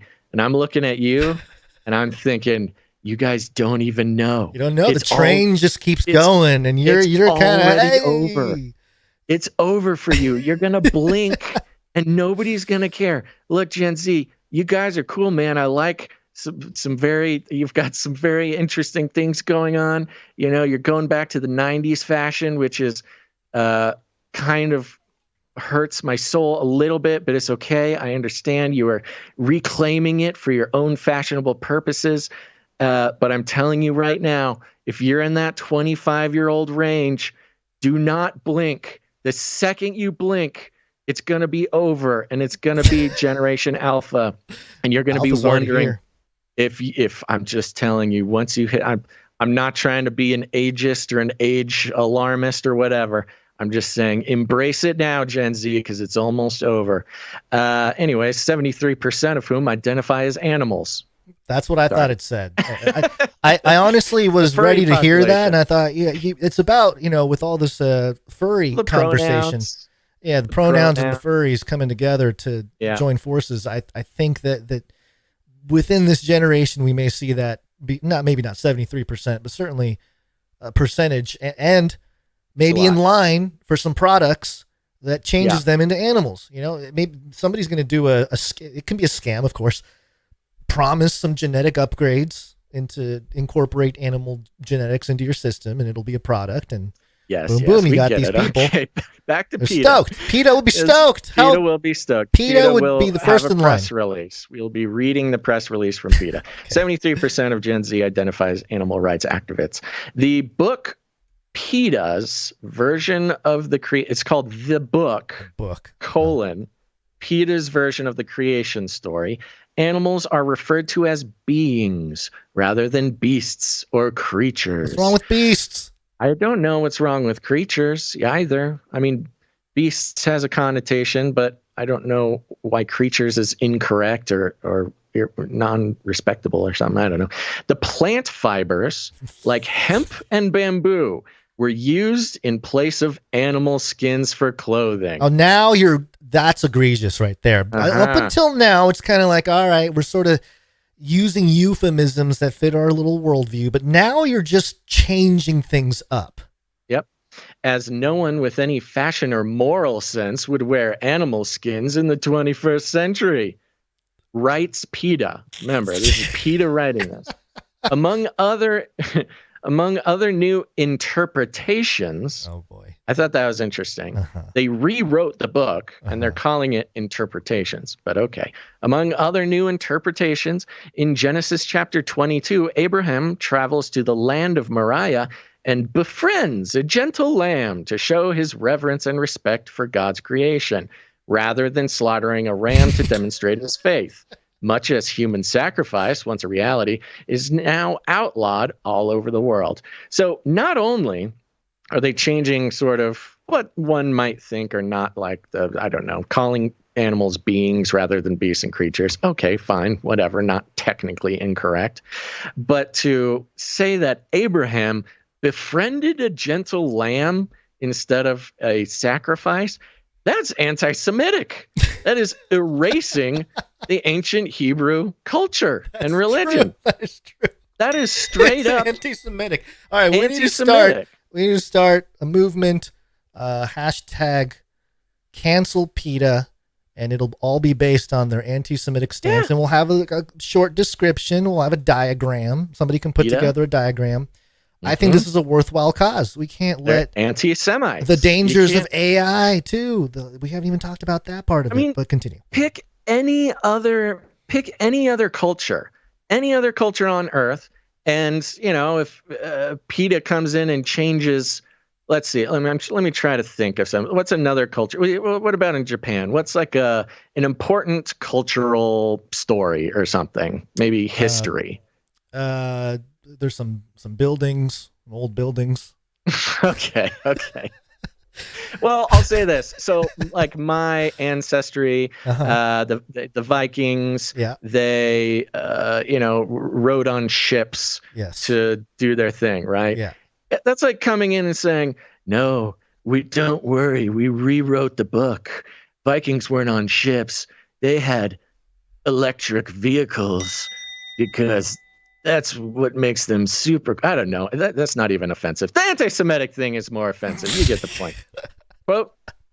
See, and here's the thing. They don't even understand that it's anti-Semitic, what they're doing, because they're thinking of the Bible purely in a Christian context. They know nothing about the Bible. Right, and they try to make it nice with a gentle lamb. They're trying to appeal to the Christian, like, oh, it was a lamb. They think it's strictly a Christian book, a Christian story, a Christian history, and they don't even realize that they are literally using AI to rewrite, Jewish history and tradition to erase the Jews with their AI rewrite. I'm just saying PETA did it, folks. I didn't do it. Here's a quote. The Bible has long been used to justify all forms of oppression, so we've used ChatGPT to make it clear that a loving God would never endorse exploitation of or cruelty to animals. So now they're just sort of speaking to the characteristics of God,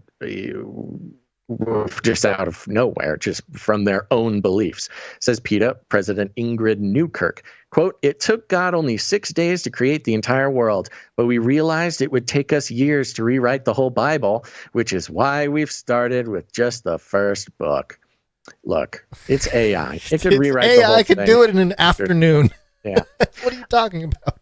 Another revised passage is in chapter 21. Before you go on, she's saying she can't read everything that the ChatGPT spits out. She needs more time to read. They couldn't check it, right? Yeah, she couldn't check it. AI could read it, but they couldn't have a human check it, probably. I mean, they have never read the Bible a day in their life. That's what I'm saying. They know that it's a big task, and then, we'll do Genesis, but let's see how this goes before we go on to something else. Another revised passage is in chapter 21 when Abraham and Sarah, who according to the original Bible were 190 years old, respectively, when they conceived their child, Isaac, add to their growing family by adopting a dog named Herbie. Quote, "As they walked with Herbie, Sarah and Abraham thought of the importance of adopting dogs from shelters and rescue organizations rather than purchasing them from breeders." PETA's version reads, quote, "They spoke of how buying a dog or cat from a breeder or a pet shop contributes to the companion animal overpopulation crisis, as countless dogs and cats in shelters await loving homes while breeders continue to produce their puppies and kittens for profit." I'm shocked. Yeah, it's again, and Abraham and Sarah and the conception of excuse me, my mute button is gone because it was creating a buzz. But again, erasing the conception of Isaac, which is like an enormous importance to the lineage obsession of the ancient Hebrew people, where lineage was everything. And now I can't quite tell if they're replacing Isaac with a dog named Herbie. No, I think they're adding a dog named Herbie. I think they're adding Herbie because they're old and they want more of a family. I have no clue where this is coming from. What is the absolute madness? And look, of course they knew, and part of their reason for doing this is to be inflammatory. Trigger Christians. Trying to specifically trigger Christians. So let me be clear. We are not bringing this story to say we are triggered and y'all should be triggered.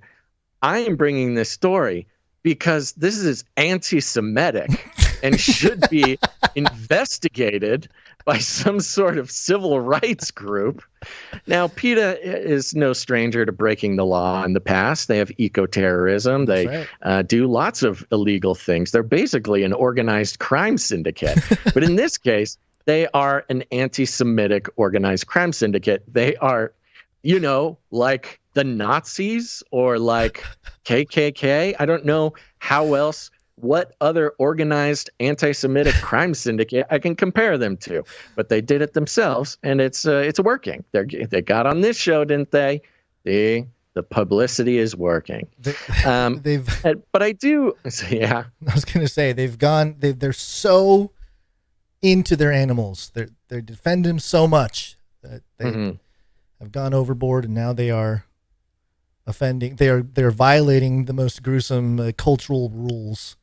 Yeah, in terms of racial discrimination. When will they go too far? Because they've gone too far, I'd say. And it's interesting. They even admit there, like in the story, about how, the Bible has been used to justify lots of things. And I will say this, many Christians throughout history, we were the first ones to rewrite Bible passages or to misinterpret them for our own political gain. Yeah. I can admit that. We can all admit that throughout history, there have been times when Christians have, rewritten the Bible, reinterpreted the Bible specifically for their own political gain. And so PETA is stooping down to the Christians' level that they, tend to at least disagree with. And they've gone too far. They've gone too far. Only Christians should be allowed to rewrite the Bible in some sort of impotent attempt to justify, horrible political views. When PETA starts doing it, they've gone too far, Gons. Well, I think it's very interesting that there are certain passages in the Bible that many of you are probably familiar with, but if you're not, it's a good example of why our show exists. And it's stories like this, because there's a couple passages that, this kind of thing hits home a little bit more, a little bit differently, given the story, given the time we're in. First one comes from, I should do this in the other order, 1 Timothy 4:1. It says, now the Spirit expressly says that in later times some will depart from the faith by devoting themselves to deceitful spirits and teachings of demons. And so you talk about Elon saying that AI is summoning demons, right, and tie that to the fact that PETA is using AI to rewrite the Bible. You can kind of make the connection there, and to tie it together, you have 2 Timothy 4:3. For the time is coming when people will not endure sound teaching, or sound doctrine, as some translations say, but have itching ears. They will accumulate for themselves teachers to suit their own passions. Oh my goodness. There it is. Chat GPT in 2023. Can you imagine that? A passage from thousands of years ago just resonates straight to the core of what this story is. It's unbelievable to me, but that's why we're here. This is the pattern that we've identified, is like all these Bible passages that are been around for centuries. All of a sudden AI hits us and you read it and you're like, wow, okay. All right. I guess it has transcendent application from generation to generation. And it just took one specific technological achievement to bring that prophecy to bear. Yeah. I mean, it's really interesting. Of course, we've been talking about AI for over a decade here, and it was all conspiracy theory and fringe Christian crazy podcasters until literally one day, 3 months ago, when ChatGPT was opened up to the world, and then boom, you have the fulfillment of prophecy. It's really interesting. And it happened overnight. And it's not even just crazy people on internet like you and I, Basil, yelling into the microphone saying this. It's actually coming from people that do believe that they're creating gods or they're ascending or whatever it is. Right. Timesofisrael.com from a month ago here. Yuval Noah Harari, everyone knows about this guy now. He's an Israeli scientist, author guy. Warns AI can create religious text, may inspire new cults, basically saying that AI is going to create its own sacred text that will have its followers, both robot and human, probably. And that's what's going to happen. We're going to create new religions, better religions. And that also speaks to the whole idea of itching ears and, going away from sound doctrine and following doctrines of demons. It just seems like it's all sensible. I don't know, rational to kind of put all those things together. But Maybe we're the crazy ones, Basil. I don't know. I don't think so, but it's just some. We always have been. We always have been, Gons. But we wouldn't be able to perpetrate our lunacy if it weren't for the producers, and they come in many shapes and forms, and I think we should thank them. That's a great idea. I think we should do that. Value for value. We take no money from corporations, commies, or cartels. That's right. We're here. We're only still here because of you, dear producers. You can produce with your time, your talent, or your treasure. Lots of ways to do it. And we'll start by thanking some of our producers who came in to support financially. You ready? Yes. Yeah. These guys, everybody give all these folks a rousing round of applause. We had a few people come in after I sent out the email, so we got that extra $40, Guns. All right. Don't worry. I think we can pay the babysitter this month. Great. Okay, let's start out. Let's see. We did not no executive producer for today. Wow. So yeah. It's okay. We're puttering by, and that's okay. But we had some other producers come in, answer the call to help pay for the babysitter, starting with Sir Marty K, Not of the Wrong Timeline. All right, Sir Marty K, thank you very much. Thank you very much, Sir Marty K, Knight of the Canary Cry Roundtable. Comes in with $33.33. Aha. Yep. Not ready for that one. No. 33. Illuminatus. And a message came from Sir Marty. He says this: "Hey fellas, here are some dollars to the child supervisor account. Thank you. I found this lecture. It's called The World in 2030 by Gonzo's fellow countryman, Dr. Michio Kaku, from the 28th of October, 2009. It's pretty funny to watch nowadays, so I was wondering if you would share the link in the chat if anyone else is interested in seeing his predictions for the future." Sure, I will pop that into the chat right now. It's a YouTube link. It's not letting me send a YouTube link in the chat. Is that me, or is that a thing? I don't know which chat are you talking about. I'm dropping it in Rumble. Okay, I was doing it in the Restream chat. Sometimes they don't like. I don't know what's going on. You put it in there. But yes, thank you very much, Sir Marty K, Not of the Wrong Timeline. Help and pay out for the child support today. Remember, $33.33 is the perfect amount to pay for 1 hour of the child support for the two babies over there in the Shimura household, which makes the Canary Cry supply drop that much more prescient. You can sponsor 1 hour of childcare a month by joining the supply drop, or just send it in like Sir Marty. Thank you very much, Sir Marty Kane, Out of the Wrong Timeline. Thank you, Sir Marty. Next up, we've got producer Lucas H. Lucas H. Yeah. Thank you, Lucas H. Yeah, Lucas H comes in with a nice round number, so we won't disclose that, but thank you very much, Lucas H. Appreciate it. Next up, we got Michael R. Michael R, thank you. Yeah, Michael R comes in with $13. Thank you very much, Michael R. Is that considered an even number, or is that weird? I think 13 is a readable number, If it ends in like 5 or 10, or if it's on the 5 or the 10, I consider that a nice round number. But 13, somebody could be sending some sort of message there. Thank you, Michael R. Thank you. Next up, we've got producer Jacob B. coming in with 1111. 11. And he's on a 5-episode streak. Thank you, Jacob B. Very much. Yes, and a note here. Thanks to Nancy for Friday's pre-show prayer, and thanks to Basil and Gons for including it in the RSS, as I am one of the silent majority of the podcast listeners, minus the silence. Also, I was activated at the sound of Carmen. I am ready to comply. Yes, we've activated the Christian teen MK Ultra program from the late 90s. I'm glad you enjoyed. I was really hoping more people would make the clip of you dancing. Yeah, go viral, but I don't know. It's just we're just gonna have one day we're gonna go crazy viral, and we're just gonna have all these gems of craziness clipped everywhere all over the internet.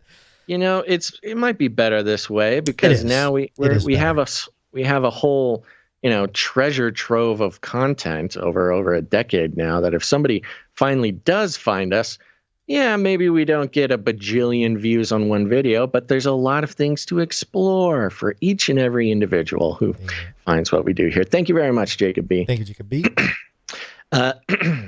Sorry.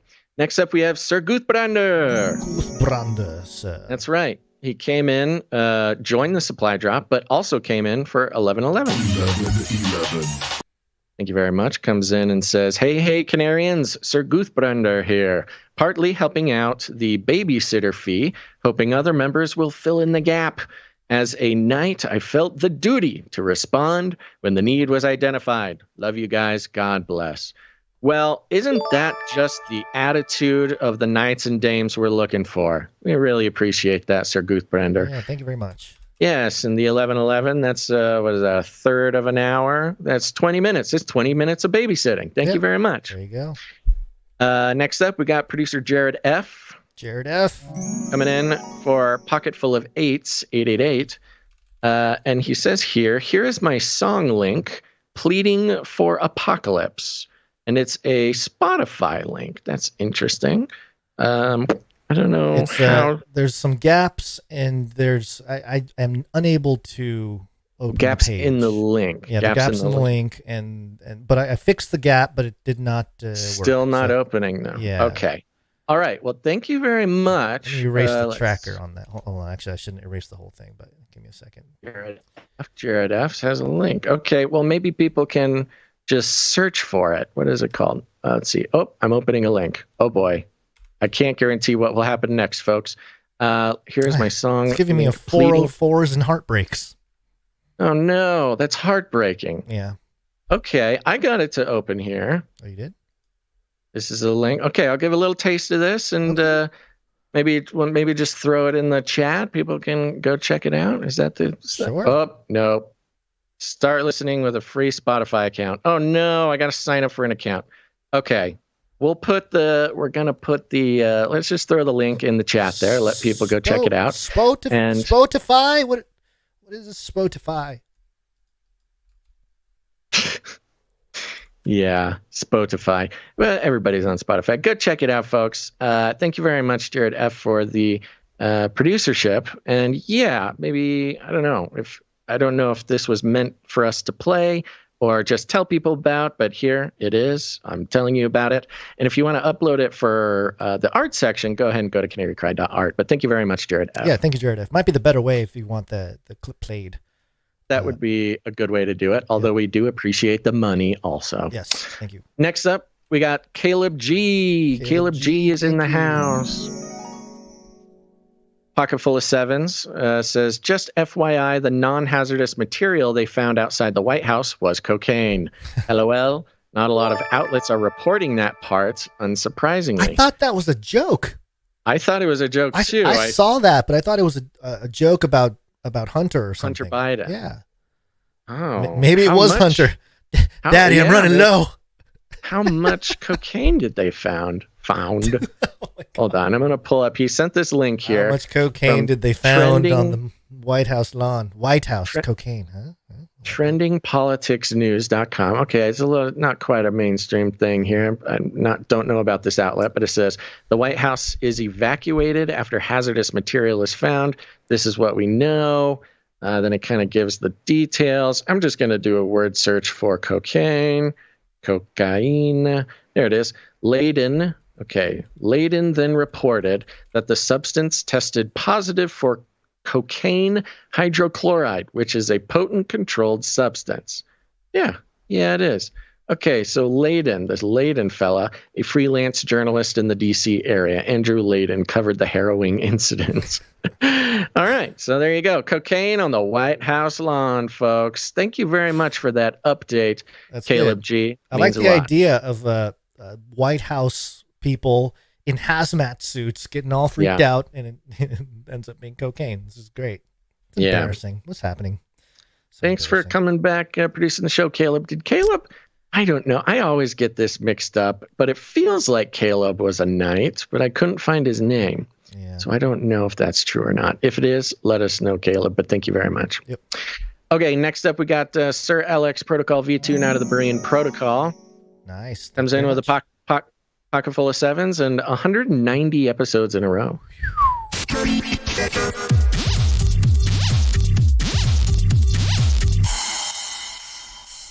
Thank you very much. Thank you very much. Okay, that concludes our list of financial producers who came in over the amount of 777, which allows them to have a night read on the show. We got a few people who came in under that amount. There are streakers. Let's thank them now, starting with Sir Casey the Shield Knight, 317 in a row. Thank you, Sir Casey. Veronica D, 279. Thank you, Veronica D. Sir Scott, Knight of Truth, 306. Sir Scott, thank you very much. Dame Gale, Canary, Whisperer, Lady, and X's and O's, 279. Dame Gale, thank you. Sir Moore of Night of the Burning Chariots, 248. Sir Moore, thank you very much. Thank you very much. That concludes our list of financial producers.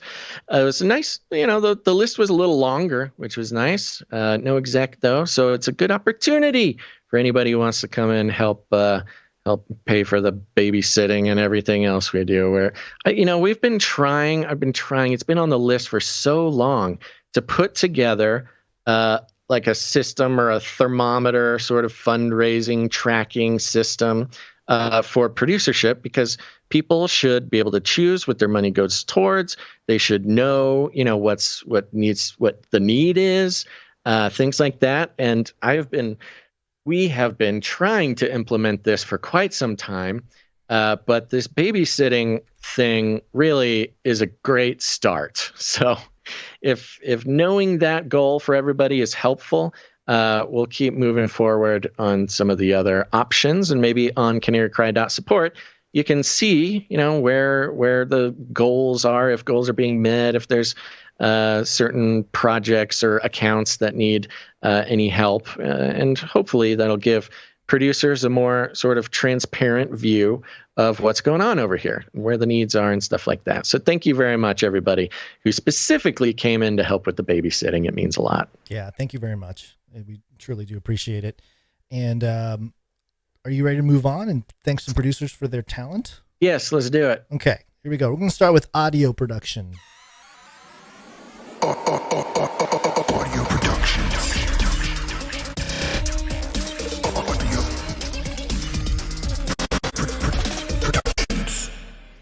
Comes from Jonathan F. Jonathan F. And he said here's another attempt at the necro-capitalism jingle. I think great. I overdid it with the compression and EQ on the previous one. And yeah, it sounds a lot better. Here's the new one. Capitalism.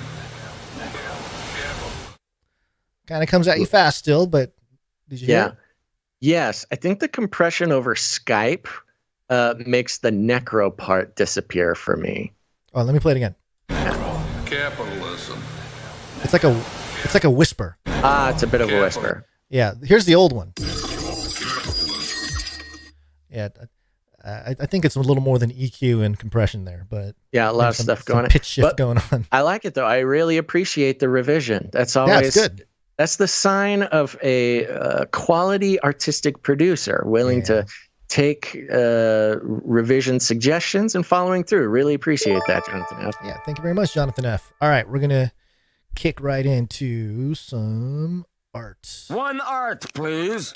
We're gonna start off with Sir Dove. Where's Sir Dove? Where are you, Dove? There you are. Where are you at, Sir Dove? One art, please, from Dove. There's a note here. Piece for this week's Bible artwork. I did an illustration for 2 Timothy 4:5, and thou watch in all things, suffer evil, do the work of one proclaiming good news of thy ministration, make full assurance. Hope you guys like it. Keep doing what you do, and I'll keep praying for yins. Indeed. Thank you so much, Sir Dove here. And this is excellent. I kind of like this idea. I like the idea of taking well-known memes and sort of remixing them to be not just add Canary Cry stuff. Reinterpreting. We're going to do our own Chat GPT back at the culture. Yeah, Dove took and retranslated this meme using Canary Cry symbology here. So this is the one with Drake in his big puffy jacket, and the first cell, he's like putting his hand up saying no to these things. Yeah. And the second one is like, I like those things. We all know the meme format there, but instead of Drake, it's a Canary Man. So it's just fully translated into Canary Cry universe. I appreciate that. And yes, the first cell here, Drake, Canary Drake is saying no to the news, CNN, Fox News, and NBC. And within the logos of these mainstream news outlets, we have the reptilian eyeball that has been inserted in different parts of the logo, which truly says a lot. Appreciate that. I like the NBC logo, the peacock. Not only does it have a it's a lizard eye or something, but the peacock is a derpy-faced, googly-eyed peacock. It's very cute. Thank you for that. But in the second part of the meme, you've got Canary Drake saying, oh, yeah, I like this, and it's the good news. And he's got a Bible sitting there. That's the way it goes, folks. There's the news, and then there's the good news. And we know what we prefer around here. Thank you very much, Sir Dove. Thank you, Sir Dove. We also got something from MSDS. And yes. There's a note here. It says, this is artwork inspired of God in a vision in 2002. The message is clear that his son Jesus is the way, the truth, and the light to eternal salvation. Amen. Amen. Well, the good moment to take a time and reiterate one of the rules of the art, which is, you create something for the show, something you create recently. We've got lots of talented artists who have been doing a lot of very good work for a long time. But I thought this was great. We needed to put this in here. Thank you very much, MSDS. And we've got very dramatic depiction here of the three crosses up on the hill. The storm clouds and lightning are all around, very intense, very dramatic. And what do you think? Do you think this is blood pouring down from Calvary here? Yeah, it's either blood or lava. I was thinking maybe lava, but blood makes way more sense. Blood makes more sense. So it's very powerful, very dramatic. Thank you very much, MSDS. Thank you, MSDS. Appreciate it. And that does it for the art. We do have a couple, or do we have two micro? I think we have one microfiction today. Microfiction. Time. Microfiction. Don't think Runk Smash got one in. Maybe he did late. I would have to check. I don't know. Let's see. I'm seeing one from the 26th, unless he just sent it to the Proton Mail, which I'm not plugged into right now. But why don't we do the one from Stefan S. and we'll do a quick check at the Proton Mail. Victor Borg 9 collaborates with Dr. Malcontent on her robo-rhinos. His smoky Russian accent rolled across the phone. Self-healing skin would allow them to blend with the scenery. Then they can unleash their terror rampage on unsuspecting demonstrators.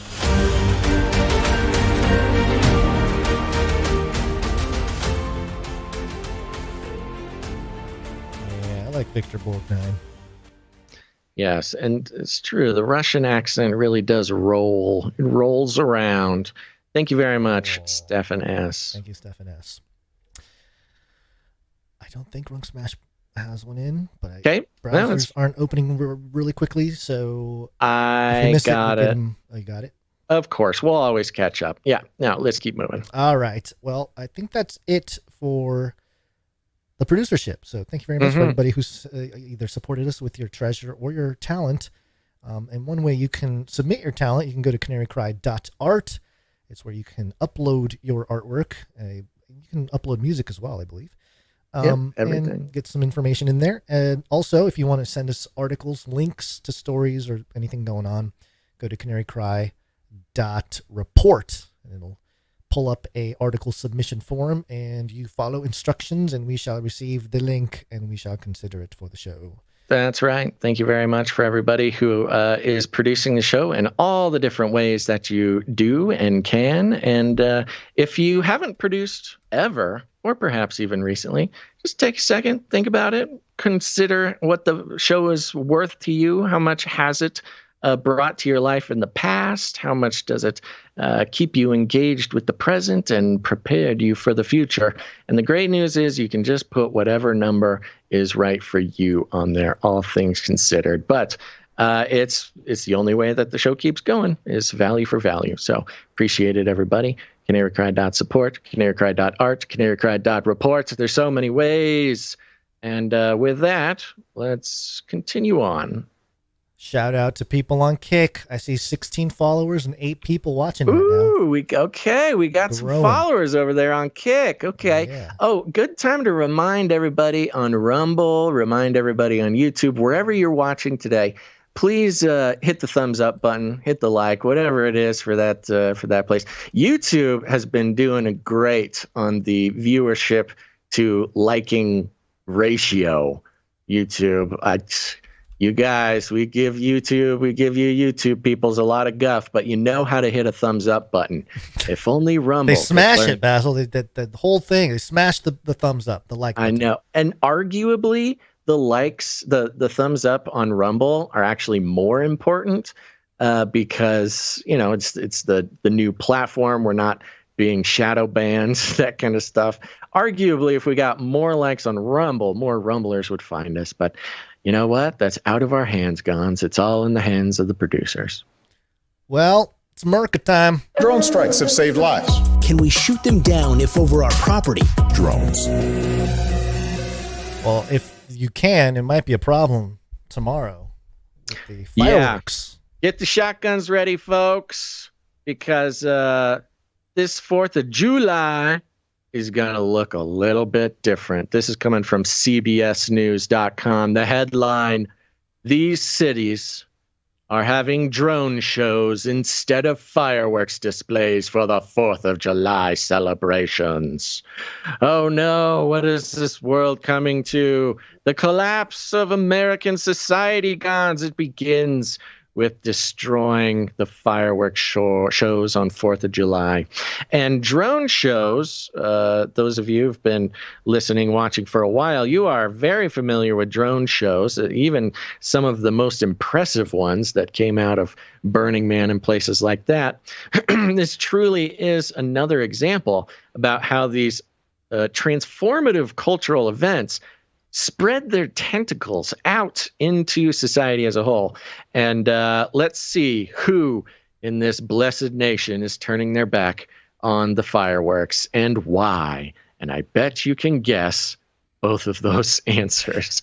Some cities across the U.S. are opting for drone shows instead of fireworks this year to celebrate the 4th of July, citing the impact traditional pyrotechnics have on the environment. What? Yep. Salt Lake City and Boulder have joined cities like Lake Tahoe. That's Tahoe, not a city, but okay. It's Lake Tahoe is just a lake. There are cities around the lake, but okay. I guess the lake is doing a drone show instead.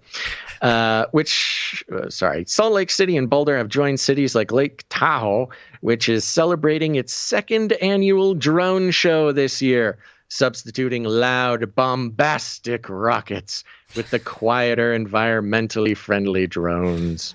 There's what? Do we know if this is? Is there data on this or something? It's scientifically volatile, Gons. Be careful. I think the term bombastic rockets is a little bit of a silly term also. Is that a shade? Is that throwing some shade at the national anthem? A little bit. Bombastic rockets is like saying rockets or missiles. But it goes on. What is a drone show? Drone shows are aerial displays that use a fleet of drones, each fitted with brilliant LED lights to create patterns, shapes, and animated scenes in the sky. It says CCs. It does say CCs. SCECES. Weird. Animated CCs. An alternative to traditional fireworks, the drones offer a customizable form of entertainment, according to the drone company Sky Elements. Okay. How do we not sound like Skynet? Sky Elements? sky elephants. Drone shows have an advantage over fireworks for communities concerned over forest fires and other environmental impacts. Rick Boss, the president of Sky Elephants drone shows, told CBS News. Compared with fireworks, he added, drone shows present significantly less risk. I think that is arguable. You're using 1,000 made in China little lithium bombs with spinning death blades flying, over a crowd. I could think it could be arguable that this is less risky.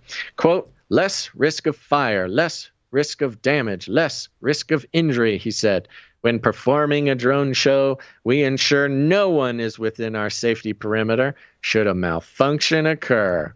Yeah, I mean, that's kind of how the fireworks work, too. You make sure nobody is in the safety perimeter, but okay. I'm a little taken back by the guy's name, Rick Boss, B-O-S-S. Yeah, he's the boss. Rick is short for Richie, or Richard, right? Which is another way. There's another word name that but also his name is Rick Boss. He's the boss of Sky Elements drone shows.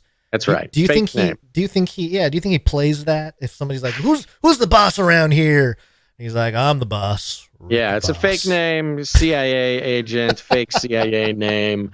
This is some sort of psyop. Instead, they're not just getting rid of fireworks because of some sort of fire danger. They're getting rid of fireworks much like the reason they got rid of all the birds in the 70s, because they want to replace it with government spy drones. And that's exactly what this more is. Literal this time.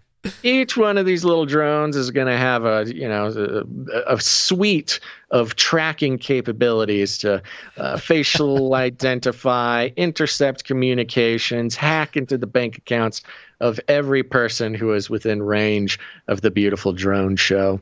The Texas-based company, known for its performances at the NCAA Men's Final Tour and the Grammys, It's okay. You don't know sports ball. Go ahead.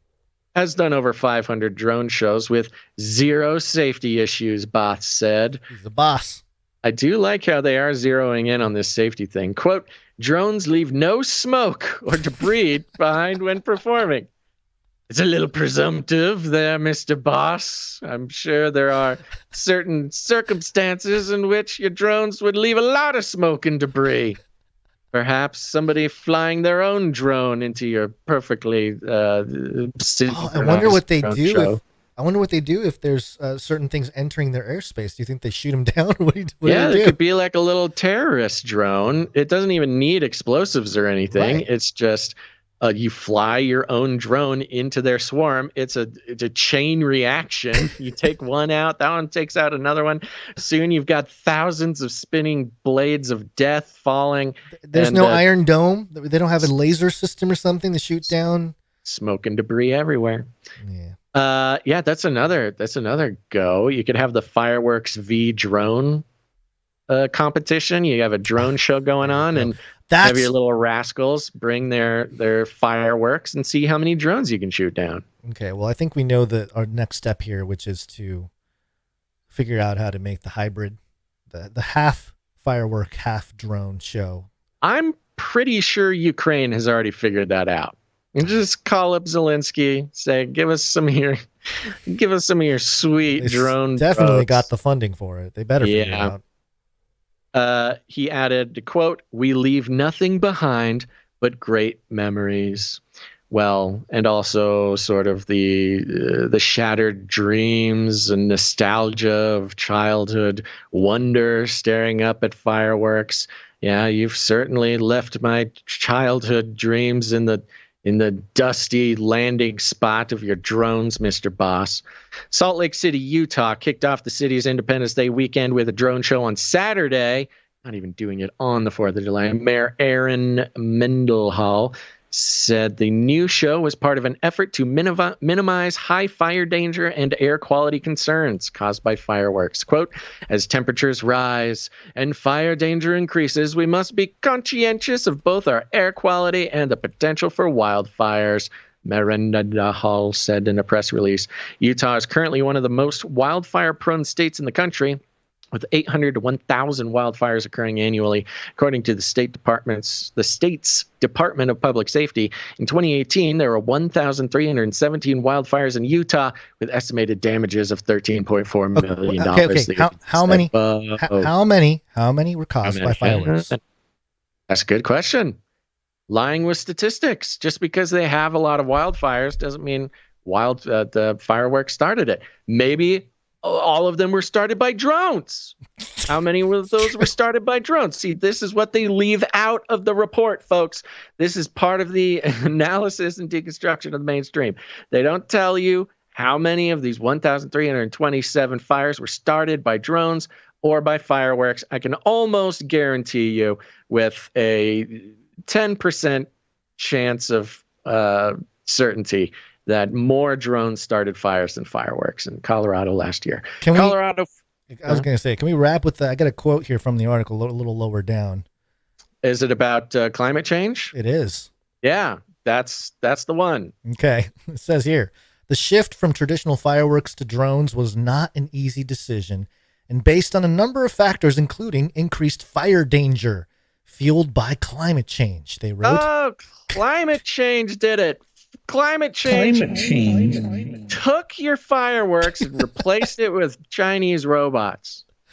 While this is more of the quote, while the show is going to be a bit different, it promises to be a fantastic show that aligns with our sustainability, equity, and resilience framework. I'm surprised they didn't say by 2030 there shall never be a fireworks show ever again.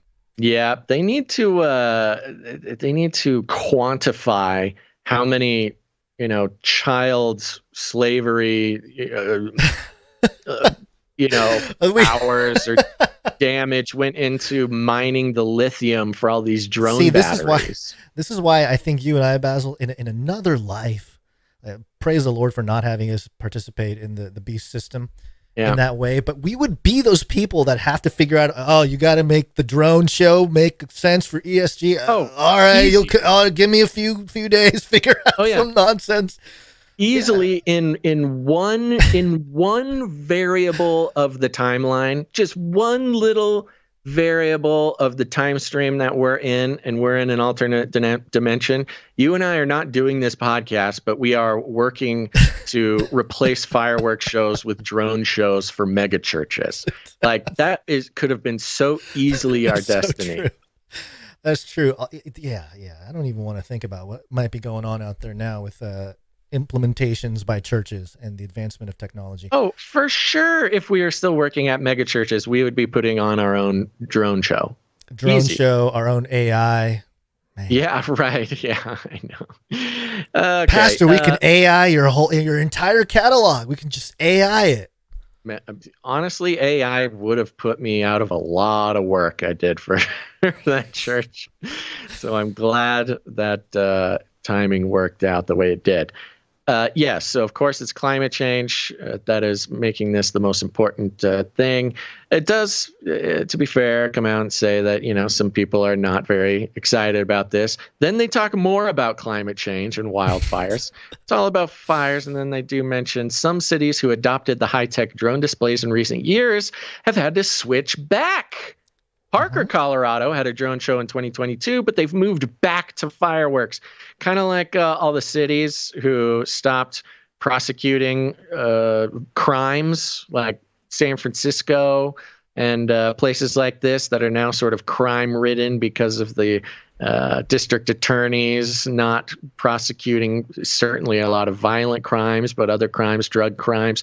Much like that, a lot of these drone cities had to change back because switching over to drones just, created a crime wave, and all these people started committing crimes. So they go back to fireworks. You got to strike sort of the fear of God back in people. A few hundred explosions every 4th of July will remind people to be a productive member of society. That's just my theory. I don't see that here, but that's my theory.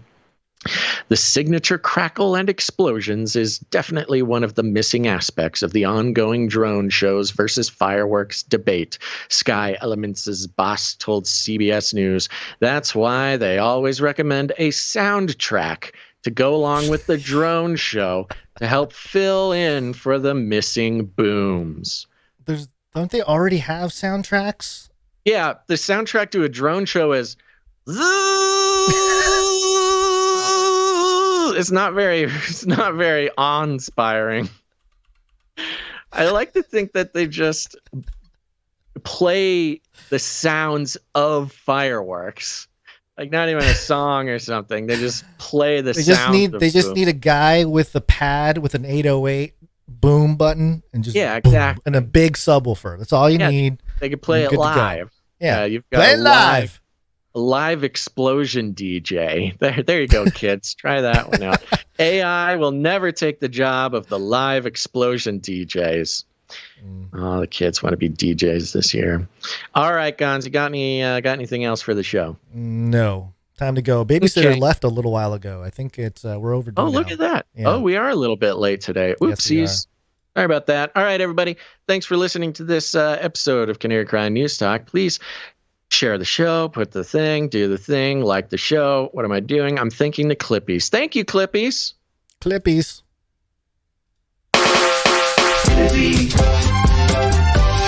Clipping all those videos. Thanks. That's right. Go follow the Canary Cry Clips channel on YouTube and Odyssey, and more to come. It's my fault. But thank you, Clippies. And thank you to the timestampers. Timestamp. Why is this so difficult today? I don't know. Timestamp. It's hard work. Timestamp. That's right. Thank you to Jade, Bouncer Sane, and Christine C. for doing episode 640's timestamps. It's very important, and these women are to be honored and appreciated. Thank you to the link senders. Jam sent us some. Anybody else to mention on that? Remember, you can go to canarycry.report to send us some links. Thank you to Clank for the assistance. Appreciate that. Buddy boo. And other than that, share the show. Share the show with your friends. Share the show with your family. Share the show with your neighbors. You're going to the 4th of July, folks. Go talk about some weird stuff with your neighbors. And you can bring up the fact that you can be so grateful as an American that your city is still having fireworks displays, and that a lot of unfortunate sort of Democrat-led sort of crime cities are moving to drone shows, and your neighbors will be a little confused, but then you can tell them about the show and I don't know, something about drones. You get the point, folks. We got to get out of here. Share the show and leave us reviews, things like that. And here's the thing. We call it rattling cages. All you got to do is walk right up to them and shake their cage. Grab him by the cage. Grab him by the cage and shake it. The end of the world occurred pretty much as we had predicted. I want to shake things up, stir up some controversy, rattle a few cages. Hey, stop that! You'll never silence me. I'm the last angry man, a crusader for the little guy. Leave the bird alone. Never. Rattle a few cages. Rattle a few cages. The human race will have every opportunity to improve. And if they don't? Ask Noah. That's right. Just ask Noah. All right, Gons, any last words? Farewell. See you Wednesday. Farewell. See you Wednesday, everybody. Thanks for listening to this episode of Canary Cry News Talk. Make sure to tune in next time. But until then, think outside the cage. Yee-hoo! Sitting, eating hot dogs.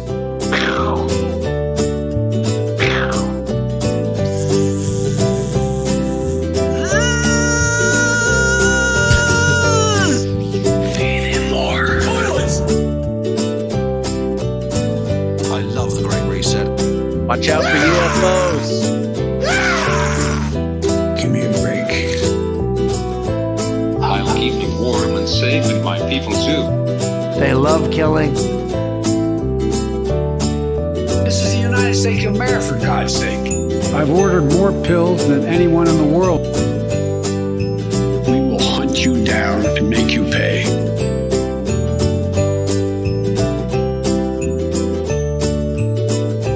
We're made by the aliens. They've been creating animal-human hybrids for decades.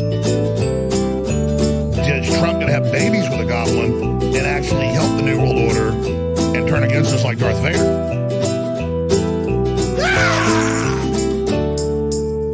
Remember, reality is an illusion. The universe is a hologram. Buy gold. Bye! Bye. I'm out of here. Bye. Canary cried, I suppose.